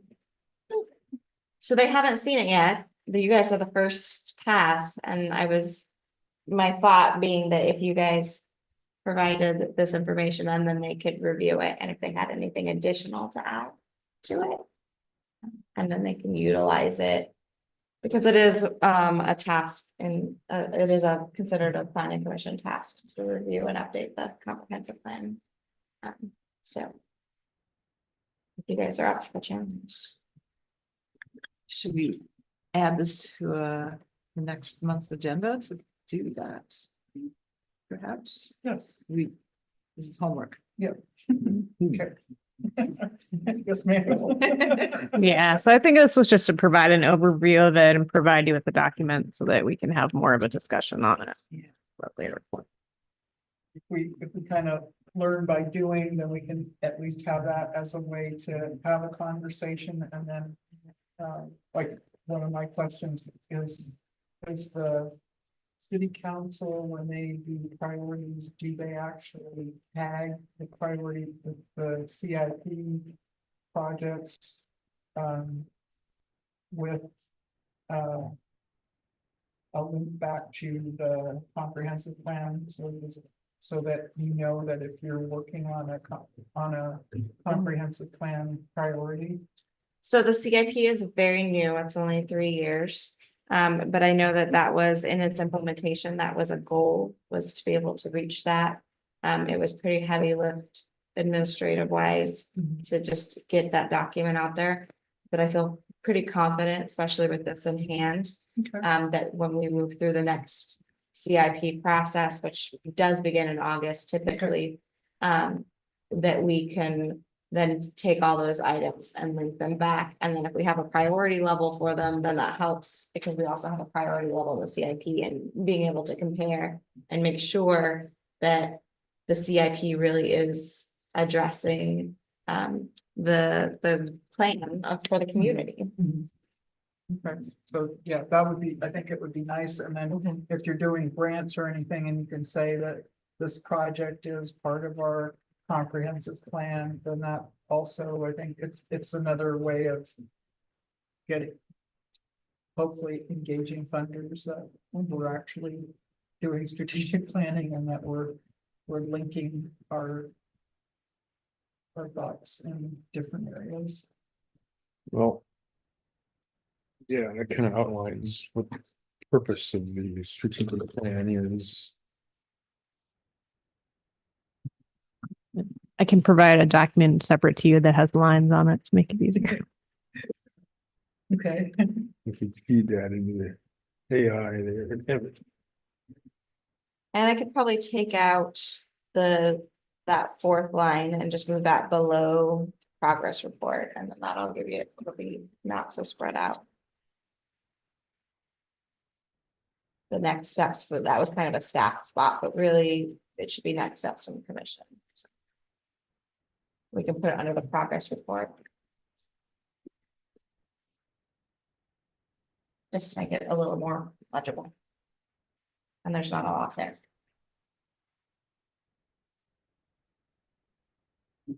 And if you guys want any of this background information, some of it's done by ordinance, you know, when we talk about MOAs.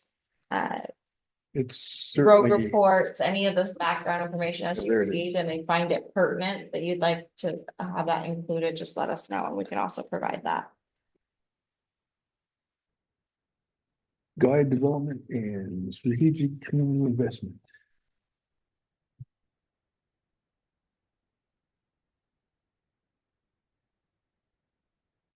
Vision 2013.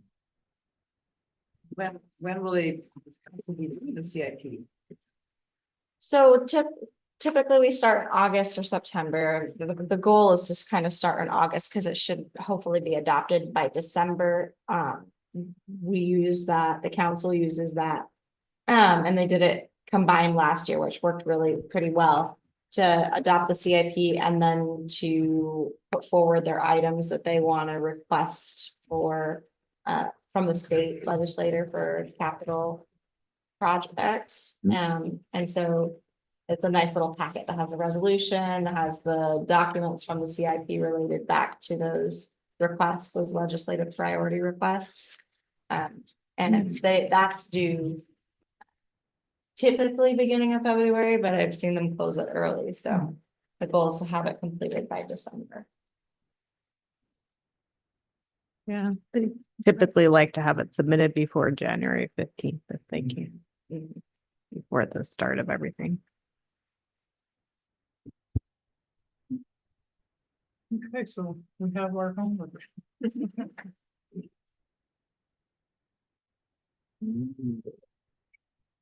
What do we do again?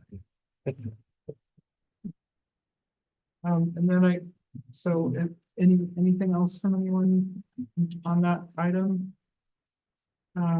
So then just continuing on with the agenda. We won't be having a meeting on the 3rd of July. I just checking in to see if there are any comments from the public. I think we have lost our public. Any comments from the commission?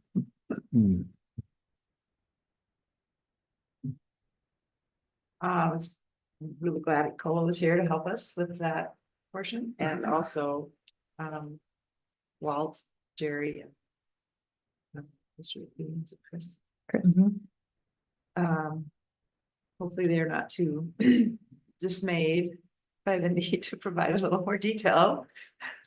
It was interesting, saying like, we have a dictator for our mayor, so it's like, they were hoping. It's a decree process. Anyhow, that was good. Good discussion. Thank you, Commissioner. You're the chair. Yes, Commissioner. for all this pre-work you've done for the meetings. Really great to have that. You're welcome. Commissioner Cole, any thoughts on your part? Well, what is it? It's just your time to make any comments you'd like to make. This plan is certainly comprehensive. Might be a little too much. Thank you. And the next And then our next scheduled meeting will be August 7th. And we do. I'm just gonna mention that we do have the potential of having our public hearing on the 24th of July, so we'll know more as we get the packet finished. And then, I guess at this point, I guess we have a motion to adjourn. All right, I will make a motion to adjourn. Yeah, I second that. All those in favor? Aye, or we don't have to vote on that, do we? We can just, There's no objection. no objection. We'll stand adjourned. Okay. Thank you to